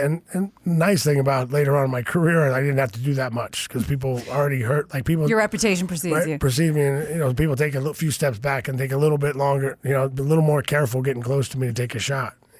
So what, Francis and John Jones? What would your prediction be on a fight like that? Who's Vegas gonna say is favored in that fight? Betting line. I don't know. I think John probably. I mean, they have him as betting. He's undefeated. He's a smart fighter. He's gonna go out there and fight smart. He's got a long reach. He's got a good. He moves good. He's got good wrestling. So I mean, if he takes him down. Ngannou opened as a favorite, not by much, but then that line's going to move around. Ngannou is such a menacing, It's almost a 2-1 imposing. favorite. Is he? Yeah, But then, well- but then there's 165 underdog. I don't know. Yeah, they always put I don't know enough they about always put a big cushion in there. That's for Right. That's for the That's the big. to make their money. Right. I think that line will move. Yeah, I mean it'll go back. I mean it just depends. John's always he stays out of trouble. There's always that question, but Yeah. I mean if he's serious and he's going to be, we'll see. I'll be interested. I mean he's going to come out with a good game plan, and I don't know just I'm not convinced about Ngannou's wrestling being able to stop all the takedowns and stop. So we'll see. What do you? How many fights have you seen lost on strategy? Because we think of it as just two tough dudes Right. going at it, but so much is strategy because in boxing, it's two guys boxing and may the best boxer win. But if you got a guy who's really good at grappling or wrestling going up against a striker, then there's a strategy, big time. Well, yeah. Well, it just styles make fights sometimes, and a lot more when there's so many different things that one mistake can make change a whole fight. And that's one of the great things about MMA is guys are, a guy's good at jiu-jitsu. You make a mistake, get taken down, that might be the end of the fight. You get obviously you got a good puncher. One punch, you call that wrong punch, it's over. But What's the least you've been paid for a professional fight? least I've been paid for a professional fight. The first UFC I fought in, I got $1,000 to be a alternate to a tournament. UFC 17. The alternate is my definition of angst. You're going to Right, show you up don't at the know. arena, but you're only going out there if there's a couple of quick knockouts and we need another fight. Yeah. Well, yeah. Actually, when I was in the back and it was I was one of the guys that was fighting. I went back He and I went by Chuck the Broke Man. I went back then? And he was asking He me. changed it later. The empty bag. He was asking me if I. He's all, man. I know you kickbox, right? My legs are pretty sore. I don't know if I should. How do I get ready for the next fight? I said, I really think you should probably pull out. You probably let that leg rest and come You're back only and gonna fight make it another worse. day. It'd be Yeah. better. It's gonna make it worse. And he didn't listen. So Did you fight that night? Oh, I had fought that night. I won my fight. Yeah. Oh, you did? They actually at that point they started making the alternates fight. Oh, So okay. they had two alternates, and the winner could move on. So that way they're not going fresh against the guys that already fought Right. before. Because I think the UFC at that point had a couple guys come in as an alternate into the finals. Right. It's like, oh yeah, I'm fresh. Right. You guys been fighting a couple fights already. Come on, let's go. Oh, so that was like a tournament type situation. Yeah, it was a tournament type situation. So I was an alternate for a tournament. How in the tournaments back then they would fight multiple times in multiple days or one night? One night. How many fights would you have in one night? Well, that one was a mini tournament. It was only four-man tournament, so it was two fights. And that's why I was trying to talk him out of it because first place was $20,000 and second place was $10,000. So if he pulled out, Either then way. I would have got $10,000 or $20,000 or Right. whatever. Not to mention I got to fight again. But then before that they were doing 8-man tournaments where you fight 3 times in a night to win the fight. I was actually down in if you ever see that one in Sao Paulo, Brazil, and I fought a 30-minute fight. It was one 30-minute round down there. One 30-minute bare round. knuckle. Bare knuckle. No biting, no eye gouging. You would have loved it. I see they had ropes. They had a net from the bottom rope to the edge of the mat. So it's like this. It's like an angle. Actually, at the end of the fight, I had the guy stuffed underneath the net. I was leaning through, punching him through the net, like he's stuck in a net like a fish, Like a dolphin. I'm like just punching him in the. They're not going to stop it. All right. I would like to resurrect the Marquis of Queensberry. Right. And go, this is what it's we've become. become, everyone. Yeah, but it was like they had before that. I went down there to be in an 8-man tournament, and they decided to make it a 155-pounder. The guy that won the tournament, he had 2 30-minute fights that he won by decision, and fought a guy in the finals who had beat 2 guys in like a couple minutes. Oh, each. so And he then the fought third- for an hour. for an hour. Then and then he won the last fight by decision. So I think he went for an hour and a half to win that fight in one night. Oh, God. Wow. And bare Traction the next knuckle. It was wow. It was. I mean, the guy I fought that the next day looked like the Elephant Man, and like his face was like his head was swollen, the side of his face was swollen. He's a tough guy. How did you know you're going down there to go bare knuckle? Yeah, oh yeah. I was fighting. I said, "Yeah, okay." Do you like it? Do you like bare knuckle? Bare knuckle was cool. Actually, I actually was really proud afterwards. I had 2 big bruises right here and right here on my knuckles, like right where you're supposed to punch with. So I didn't break my hands, and but that was the thing they said. If you get the taper and put gloves on, you're protecting your hands, Right. You know, so you're able to hit harder. Like guys hit too hard in the head, you break your hands. Right. I'm not getting why they had the gill net on the ring. I don't know. I guess they want people to slide out the bottom. I don't know. It was pretty weird. No Like, escape. I was like, Hide under the octagon. I was like, because it would have been one thing if it went straight down, right? Right. That would have been fine, but it went under. It went like an angle. It was All like right, wait. Are we looking at a picture of you doing this? Yeah, he's on the net's back there. You can see the back. Yeah. back is Right. that net, but it goes from the bottom rope to the edge, and like later on, he slid underneath that. With the Fu Manchu and the mohawk, this does kind of look like a hate crime, crime. Yeah, a Chuck. little I bit. I gotta be honest with you. I wouldn't go throwing that picture around. Yeah, history will not be kind. Wow. So, last question, Chuck, before we roll on to the news. The devil may care approach to bare knuckle fighting and getting in the octagon with some of the Well, the most funniest part scared about people that on the was planet. Yes. was I walked out. The last thing was I got in the thing. I go, everyone gets out of the ring, and there's one guy in the center, and I go back to my corner. And I was like, "Hey man, isn't that his manager out there?" He's like, my corner's like, "Yeah, it's fine. Don't just go fight." Okay, all right. But his manager was the referee. Wait a second. Some dangerous Danny Davis bullshit right here. I'm like, okay, all right. You're going to have to make it beyond a reasonable doubt then. Yeah, we Well, get the I got knockout. a decision. They gave me a decision. It's kind of hard not to. I had Right. him underneath the rope. I had hitting him him stuck under for a like the net. last couple of minutes. Just All right, shall we take a break, come back, and do the news? Chuck, hang out, and we'll do this right after this.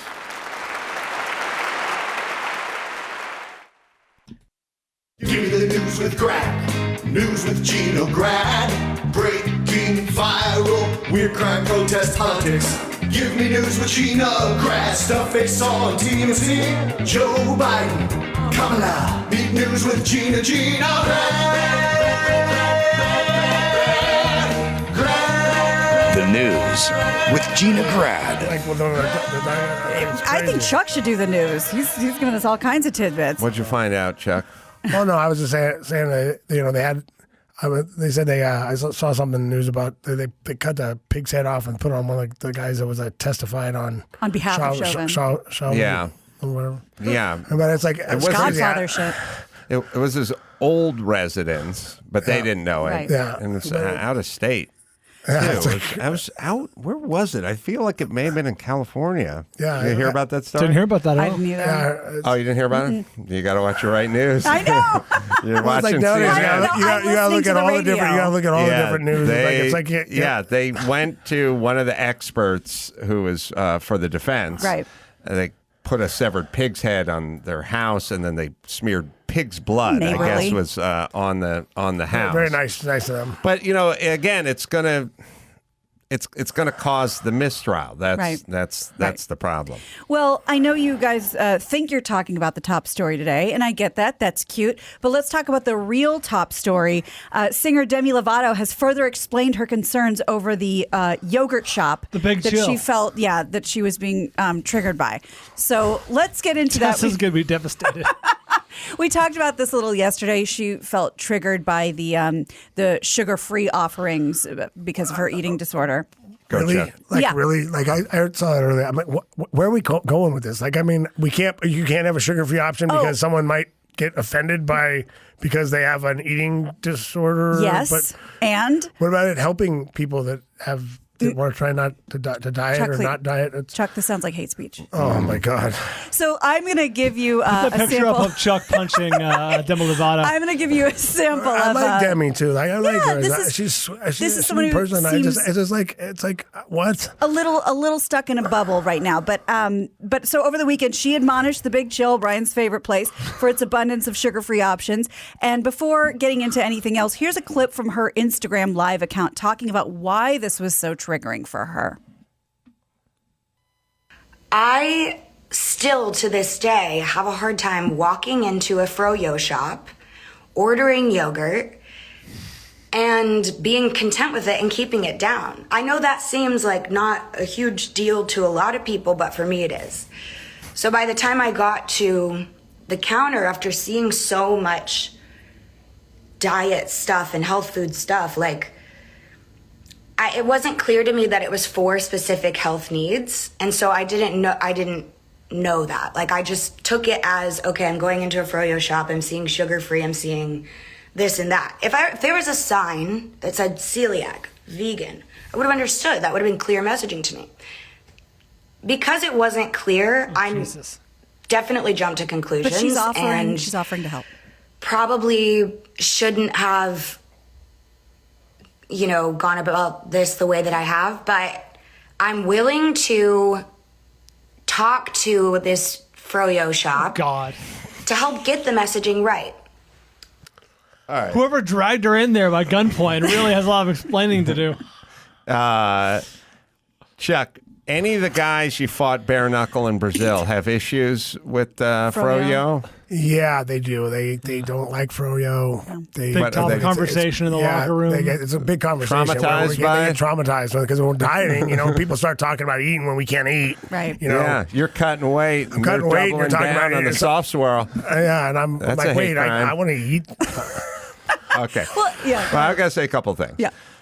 If you have difficulty every time you enter a froyo shop, there's not a slide from your front yard into the fucking froyo shop. It's not like you open your front door and slip and enter a flume that spits you out like the Joker and the Riddler and Batman. Right. It's a Groundhog Day situation. You wake up in the You're in the froyo shop. Yeah, I get an uncontrollable boner every time I enter an auto parts store, and that's why I always wear underpants and tight jeans. I don't wear sweatpants with no Tommy John when I go Right. to those places. Understood. I prepare. Yeah, That's you have what to take care of what I'm yourself. saying. So if she has difficulty with froyo shops, I would argue there's almost nothing easier than not going into a froyo shop. I never get froyo. I don't either. It's eminently doable. So How many she of us should- have accidentally found ourselves in a froyo shop? Well, and that's the thing. It's something that's planned. As a woman and as somebody who gets it and kind of gets where she's coming from, I get it in general. Diet culture, I think we can all agree is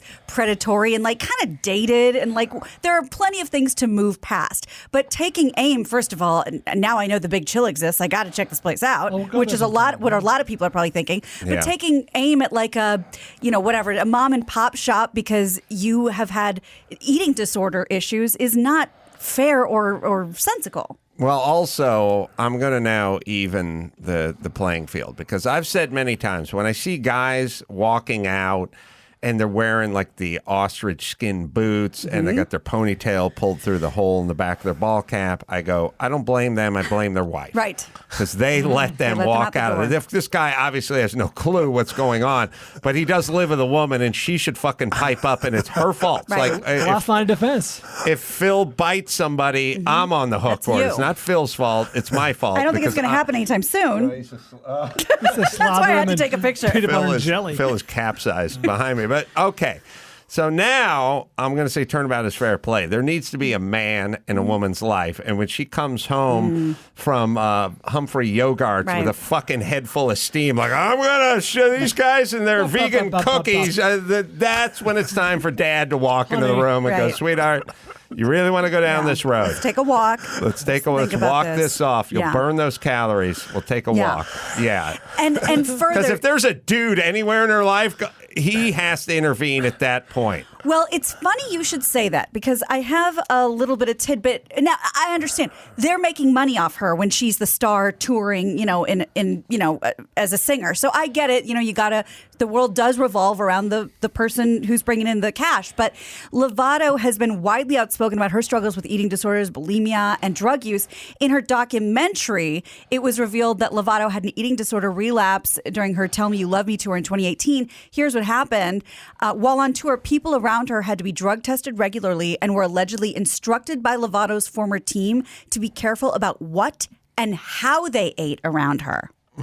So she's used to being in a world where how dare the Big Chill do this. Totally understandable. I'm sure she struggled. It's a real thing. But this Big Chill thing is a little overstepping. You know what I mean? It's just narcissism. Everyone doesn't realize what they sound like. You know what I mean? I think it's about both. Her struggles are real, obviously. Oh, yeah. Look, her, everyone's struggles are real depending on what they are. You just I don't think she has can't. the self-awareness to understand. That's the narcissism And saying, part. I will offer my time to educate them. Sorry, Geragos is on line one. Mark? How about that, Adam? When we film or record beyond a reasonable doubt, and boom, then the verdicts come back. I know.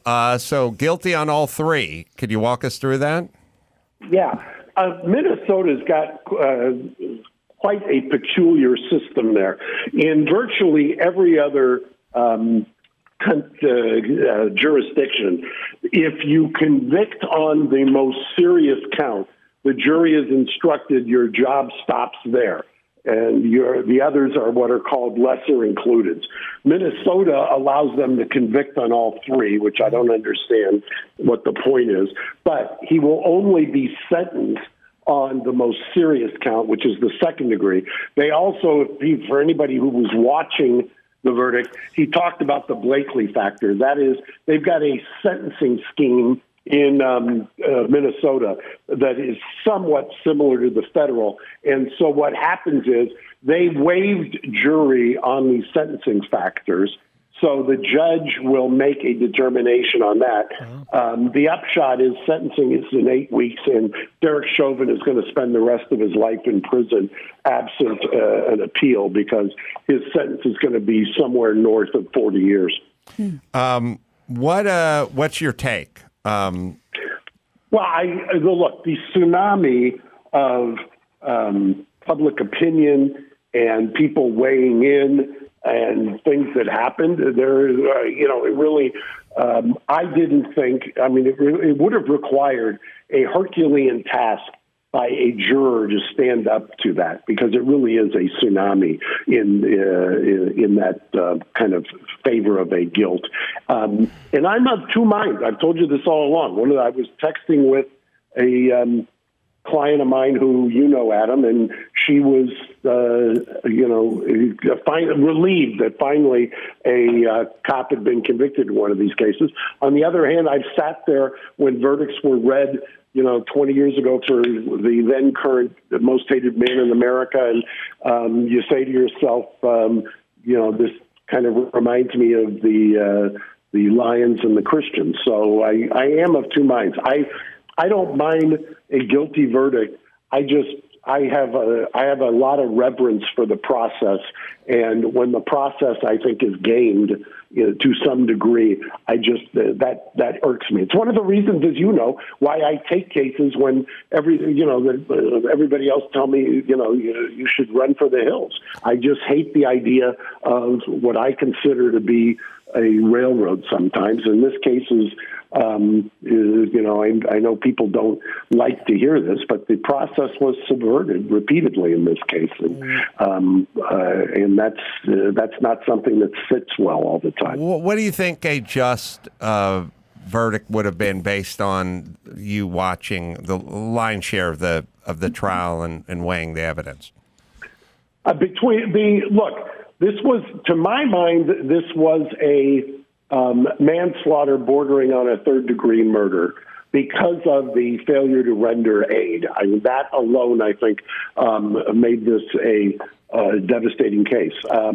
But it's always tough to get jurors to see it that way when it's a cop. And so I understand the kind of catharsis, the national catharsis, but the idea of Maxine Waters going there and threatening confrontation if it isn't the right verdict, and basically saying a manslaughter isn't good enough. The idea of the president weighing in, even though he's a former public defender, albeit 50 years ago, and I know he said the only reason he was weighing in is because they were sequestered, but that doesn't sit well with me. The factual, the kneeling on the neck or the back and kind of that lack of emotion, failure to give aid, that boils my blood too. So like I said, I've been very mixed emotions about all of this. But when they went and spilled pig's blood and a severed pig's head on a defense expert witness's house that he wasn't living in anymore, when they announced a $27 million settlement during jury selection, when you're entering a courthouse that looks like the armed encampment in Fallujah, and you're ringing around with people cheering, that is just, I understand why, but that gives me pause. Hold on. Yeah. Gina's got a question. Let me ask first. How does the mistrial now factor in? Let's say you're representing Derek Chauvin. What are you doing right now? You're putting together a motion for new trial. Mistrial is done at this point because the mistrial is generally only when the jury is impaneled. Since he waived the jury for the aggravating circumstances, that means Judge Cahill is going to decide that. So mistrial's gone. He's got the ability now, Eric Nelson does, to make a motion for new trial. The judge will not grant that. The judge is going to, he couldn't have recessed quick enough in this case and was off the bench. He's going to let this thing, he's going to sentence him. He's going to find a bunch of aggravating factors. He's going to sentence him to basically the rest of Chauvin's natural life, and then he's going to let the appellate court deal with it. What about the feds? Well, the feds at this point, I don't understand why they would come in, what interest they would vindicate. At this point, he's been convicted. He's going to get sentenced to the rest of his natural life. I don't know that you want to put a community through this or the country through this again to have a second trial. I always thought that the feds were there solely to backstop in case there was a not guilty verdict, which, by the way, also had the effect, I think, I'm going to guess and speculate, of making sure that Chauvin didn't take the stand, because the lawyer would have been twisted between recommending he takes the stand when he knows anything that he says can be used against him in the federal case. Plus, there's some nuances in the law, too. The Supreme Court of Minnesota is yet to determine on a couple of these issues involving police officers. That'll be down the road, but it's going to be years before Derek Chauvin gets to any appellate stage where he's going to be able to seek any kind of relief whatsoever. I mean, he's as far as he's concerned, he's done. Gene, did you have a question? Yeah, no, that you answered it perfectly. Just what's the appeals process now? And that totally makes sense. Hey, I wouldn't be surprised if you don't see any relief, appellate relief for him for years and years and years. Two last questions, Mark. Can Dr. Drew sue the LA Times, and can I use one of your planes to go to Appleton, Wisconsin on May 7th and May 8th? Those are my last two questions. In reverse order of importance. Right. In reverse order. Definitely in reverse order. No, Dr. Drew doesn't have a case against the Times. Come on. It's interesting to me. Let me tell you what is interesting to me. The Times has been, the slant at the Times, they've been writing articles about how the recall is ridiculous, even though 2 million people did it. They're the ones who've been pumping out this. It's all QAnon right-wing Republicans, even though virtually every Democrat my age that I know, good Democrats who contribute money to Democratic causes, have said this guy has got to go. And then what they've done is they've published opinion pieces almost side by side, one taking down Drew because they know there's a contingent that wants Drew to run for governor, and another one taking down Caitlyn Jenner because they're afraid Caitlyn Jenner would have the celebrity that's needed. And they should just disclose. There should be a disclosure of, okay, we have an agenda, and the agenda is to keep Newsom here and Garcetti here, and we're not going to be forced from that. Interestingly, today, Judge Carter, the federal judge who is overseeing the homeless issue in L.A. County, he just issued an order. They've ordering the county and the city and Garcetti, you've got until October 1st to house everybody in this county. Oh. And the reason he did that, Judge Carter, and I've appeared in front of Judge Carter, I think he's one of the best federal district court judges in the country. He did it because he's sick and tired of the nonsense of the county and the city. And I knew he would get to that point just having appeared in front of him. He's not buying anything they're selling. Crazy. Any updates in Tin Horn Flats and that saga? By the time this drops, we will have done a motion to dissolve the preliminary injunction, and we're requesting sanctions against the city of Burbank for violating the court order that they themselves went in to seek. Okay. So we'll see what happens. That's the latest. Nobody else knows that. Don't forget about Big Boy. Girls, yeah, okay? What about Big Boy to Wisconsin? Oh, now it's Big Boy. Before it was I could borrow either one. No, Big Boy. It only took you 45 seconds to upgrade yourself. Thanks, Mark. Bye, you guys. Love you all. Bye. Take care. Bye. All right. Well, there you go. Great Mark Geragos. Expert, am I right? What's the other jet called? The baby jet? There's Big Boy and yeah. If you can't remember, you can't afford it. Right. It's the one that's not Big Boy, but it's fine. But once you get used to the big one, it's hard. It's hard to go back. Sure. Although, I gotta say, you guys tell me if you're wired as I don't know. I'm not proud of this wiring, but is it pragmatic? No, it's not pragmatic. It's really an ugly wiring. Oh no, all right. It's the same wiring I have if you go, like, you went to the French Laundry, right? Yeah. That was a big deal, and you're not saving all year for it, but it's a big deal. Oh, it's Christy's 40th birthday, anniversary. You're not going there twice. You're not going there twice a month. We're going again this summer, but no. Of course. Right. All right. You go to a place like that, and the couple next to you has their 8-year-old with them. Yes. And it fucks me up. I'm like, fuck. I worked my whole life to get to this place, and you just that kid will never know what he's doing. Yeah. Right. Well, I kept saying, like, who's getting on, who's flying out, who's getting on, and it was always like some of Mark's colleagues, and then your crew's getting on. His son got on with his friends.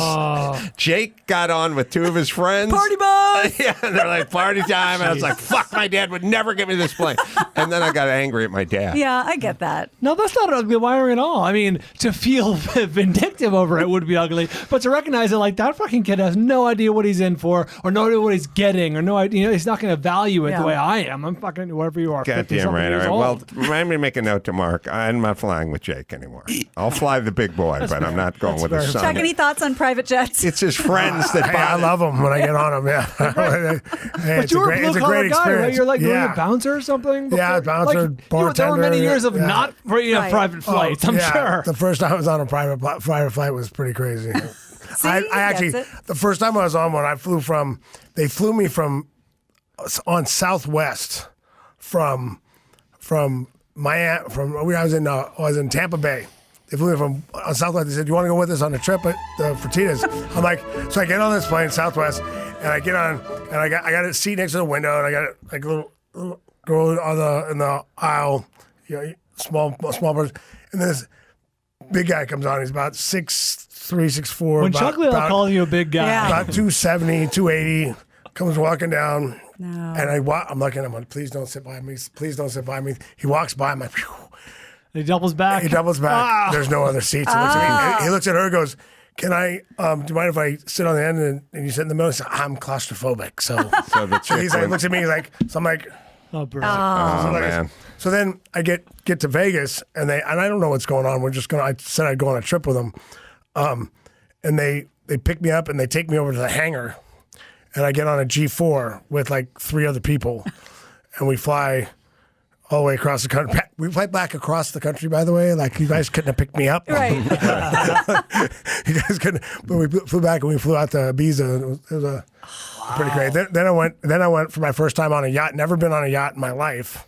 ever on a 207 foot, I think it was, on a 207-foot yacht. They had 88-foot tenders. Like the tender boat, that's extra boat, in case it's a small dock they got to go into. There's no going back. Yeah, that was like, oh man, this is nice. It was right after I won the world title in 2005. I was 35, so that was the first time I was on a private plane, first time on a yacht. Top of the world. But it was like, man, is this where I am? Jesus. I had the same thought, Adam, when I watched that show Below Deck about super yachts, and like every once in a while, they'll bring their kid, their 5 or 6 or 7-year-old kid. It's like, what is that kid doing there? And then the kid's always like, you're out of chicken tenders? Right. Like, we have caviar for dinner. Yeah, exactly. I want fish sticks. Yeah.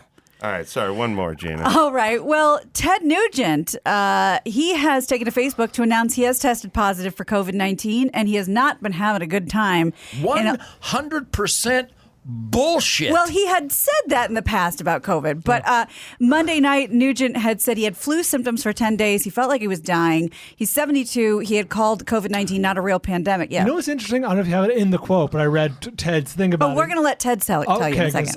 Does he say people told me? No, people said don't talk about this. So yeah, in the video Monday, he did say people told him don't announce that you have COVID. But here's a clip of Nugent's Facebook Live, and he'll tell you himself. I have an announcement to make. Today is the 19th, is that right? The 19th of April, 2021, during clusterfuck pandemic, Chinese virus attack 21. I was tested positive today. I got the Chinese shit. Jesus Christ. Actually, it's the only thing I don't have is the shit. Boy, I got a stuffed up head. Body aches. My God, what a pain in the ass. I literally can hardly crawl out of bed the last few days. But I did. I crawled. I don't look like I've been crawling, do I? So where's the part where they told him not to say anything? It was one of the pull quotes from here, so you keep the clip short. But he didn't have to, because nobody knows where he lives. Yeah, no one's gonna identify him, and no one's gonna be at like the Sprouts in Tennessee going, "Where's Ted Nugent? He's always here on Mondays at this time." But I do wonder, and I mean, please correct me if I'm wrong, because I could be exaggerating. But how do you go from how can it be both at the same time? How can it be not real, it's no big deal, and like the Chinese, they got us again? Like, how do you get to do both at the same time? I haven't really followed Ted's thoughts on COVID. Here's my thoughts on it. There's a group of people that are all in. Mm-hmm. Half the guys I went to hang out with in Hollywood, they're just fucking all in. Like, I call them and I go, "Hey, I'm going to come by," and they go, "Well, we'll drink a beer in the driveway, but I'm not coming out of the house." Like, there's the all ins. Then there's the probably very small, flat-out deniers. Like, those are the flat earthers, hollow earth. This doesn't exist. Hollow earth? No, that's Kong. That's where Kong lives. That's where Kong comes from. Come on. I'd like to combine the flat and the hollow. Yeah, just go right through the bottom. Yeah. Then there's this group that is sort of like me and Drew, which is the media's going ballistic. Right. We're ruining the economy. We don't need to have the schools shut down. Who are getting lumped in with the flat earthers? Right. Like, you're a denier. It's like, I don't know anyone I don't know any sane person that could deny this. You're arguing with the Tin Horn Flats being shut down by the Burbank Popo, not with the denial of the virus. So I don't know where Ted falls in on this spectrum. Do you think there's not a lot of nuanced people have nuanced views on the coronavirus, or are they just not as loud as the people on the edges? The deniers and the I think they're both in a rush to put the other in a category. Like, I've been called a COVID denier, but the bar to clear to become a COVID denier is like saying my kid's school's been closed for a year. Kids are safe. Open the school. That'll get you into that club. You know what I mean? And they're both bars are easy to clear for both sides because they want to point and wag their finger at each side. Yeah, it's pretty crazy. I mean, I'm like I got COVID back in October or whatever. I had no symptoms. I found out because I was traveling. Like, so I had to get a test to travel, and I'm like, I'm asymptomatic, so I didn't know I had it. And 3 of my family members, there's 3 of us that had it, 2 didn't, and we were about as close as they get. Like we, 2 of my kids didn't get it. Me and my wife and my. How did the people who aren't Chuck Liddell fare in the symptom department? Family members. We have my wife had she had the where she couldn't taste. She couldn't taste for a while. But that was it. Like other than that, she maybe I don't know. She was fine. I mean, other than that, my other daughter didn't have none. That's good. But they had that. But we had. I mean, we had. But that's the thing. Like Brian, to your question, unfortunately, I got to say, anecdotally, I think it's the latter. Because I mean, I got friends that I consider wonderful, reasonable people, and I hear some shit, and I'm going, oh, good, I'm just going to jump off this text thread. The problem is, they're not consistent. Like it's like, oh, I went in right early on, and I went up to go rent a U-Haul to move something for my wife's mother needed to be moved in the middle of pandemic. So, all right, so we went down to go get a rental car. So I'm standing there in line, and they got it like a post 6 feet, I guess, away from where they're at with the plastic thing up. And they mean, no, you got to go back there and hurry up. Get back. Oh, I'm like, oh, okay, sorry. Do I look that scary? I put my card in back here, and then go through all this, and this guy walks around and hands me the key. Right. And walks me up to the car, and I'm walking with him going, why couldn't I just talk to you at the desk? You're standing next to me, talking to me, explaining the truck to me, with handing me the key with you don't have gloves on or anything. Like it's which is it? Which is it? Which one do you want to be? Every time I go to the airport, I laugh because the airport is, you got to mask up, everything's masked up. But as soon as you check in, you give them your ID, you got to drop your mask because the chick can't recognize you if you don't drop your mask. Either way. Well, then once you get on the plane, all bets are off. Oh. Who gets COVID now? I don't know. Ted Nugent's been eligible since mid-January in Michigan to get a vaccination. Yeah. Well, he has thoughts about the vaccination. I bet he does. But does the vaccination actually stop you from getting it, or just limit the? Because from what I've heard that it doesn't stop you from getting it. It just limits your or spreading it. You're cool, but the other person might not be. You can still spread it. You can still get it, but you just don't have as bad of symptoms. Real quick, just if we're on the last story, there's a new. You got Pfizer, right, Brian? I did. Me too. Be on the lookout for spontaneous herpes. Oh, because that's on Christie. Oh, hold on. Yeah. That just means one of the researchers has herpes, and he's like, yeah. Oh, and it can make you gassy. Didn't you hear? It can make you gassy. Hey, baby, I didn't do anything. I got it from the Pfizer. It was a Pfizer thing. The small print. And again, this is a very, very preliminary and small study, but this happened in Israel. The guy's named Dave. So basically, 6 cases in a study of 100 and I think it was like 149 people. I'm just skimming it real quick. Did develop a skin rash known as herpes zoster after the Pfizer vaccine. If left untreated, it could cause nerve damage and pain. And everyone just be on from 491 people, 6 experienced herpes zoster. That's why Ted didn't get the shot. Keep it too safe. Right. Yeah. It's interesting Wait, which shot was that? That was have you had a vaccination, Chuck? No, not yet. As the thing winds down, it's an interesting thing. So you want to get everyone vaccinated.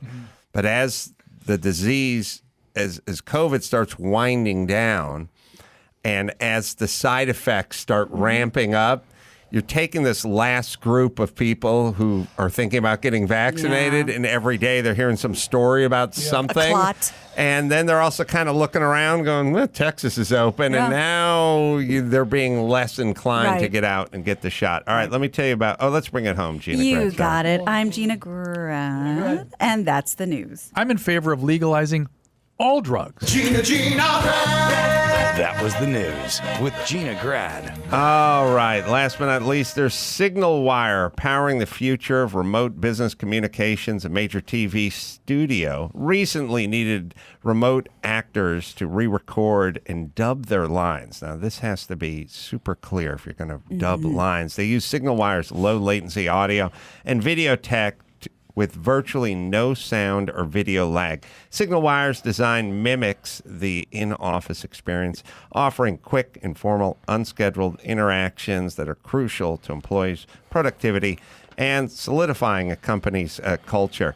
This technology is mind-numbing. I was on the phone with all these, I want to say on the phone, I was on SignalWire with all these guys for a half hour, in and out of rooms, smart, clear, beautiful. And you can future-proof your business. You get set up with SignalWire. I should say SignalWire.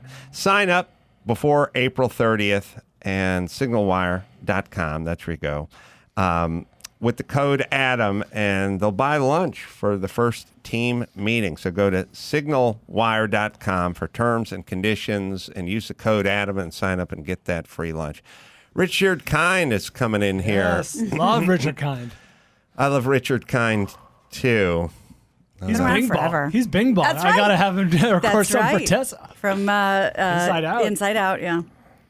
Yeah, I have a weird feeling about him because I have this bad tendency, which is Sal, cousin Sal, his youngest kid, Archie, looked like Clint Howard when he was a kid. Okay.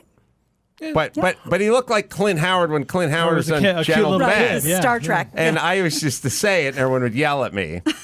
And then I have another friend whose wife looks like Richard Kind. Oh, no. But here's the problem. Come on. She's good looking. She just looks favors like Richard Kind. Good-looking Richard Kind. Okay. I don't know how to explain. Some people have the eyes, Yeah, or they have absolutely. features, or they have Yes. something. Yes. You know, my wife sees that with everybody. Like, oh, you kind of look like something. I'm like, Yeah, it's I weird. can't tell that. I mean, she'll be like, oh, so you can see it on that person, right? I'm like, Okay. yeah, No. But Richard Kind doesn't go over well with the ladies. That's Especially if it's cross-gender, because we have a daycare friend. The wife looks like a good-looking female James Franco. And if you look at Nothing wrong James with Franco, that. that's like a very feminine look. Like that's a compliment. Well, he's already pretty. That- Richard is Richard.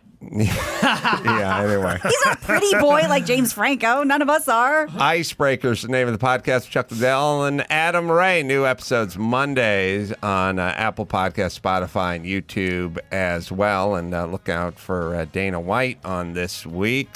Appleton, Wisconsin, Skyline Comedy Club, May 7th and 8th. And Los Angeles, we're doing a live pod out there, Jam in the Van, May 22nd. Golden, Colorado, Buffalo Rose, June 18th, 19th. So just go to amcarolla.com. Going to Royal Oak, Michigan. Say hi to Ted in Kansas City, Missouri. Say hi to Gina's kinfolk. That's right. And until next time, it's Adam Carolla for Dr. Drew, Mark Geragos, Chuck Liddell, Gina Grad, and Bo Bryan saying mahalo.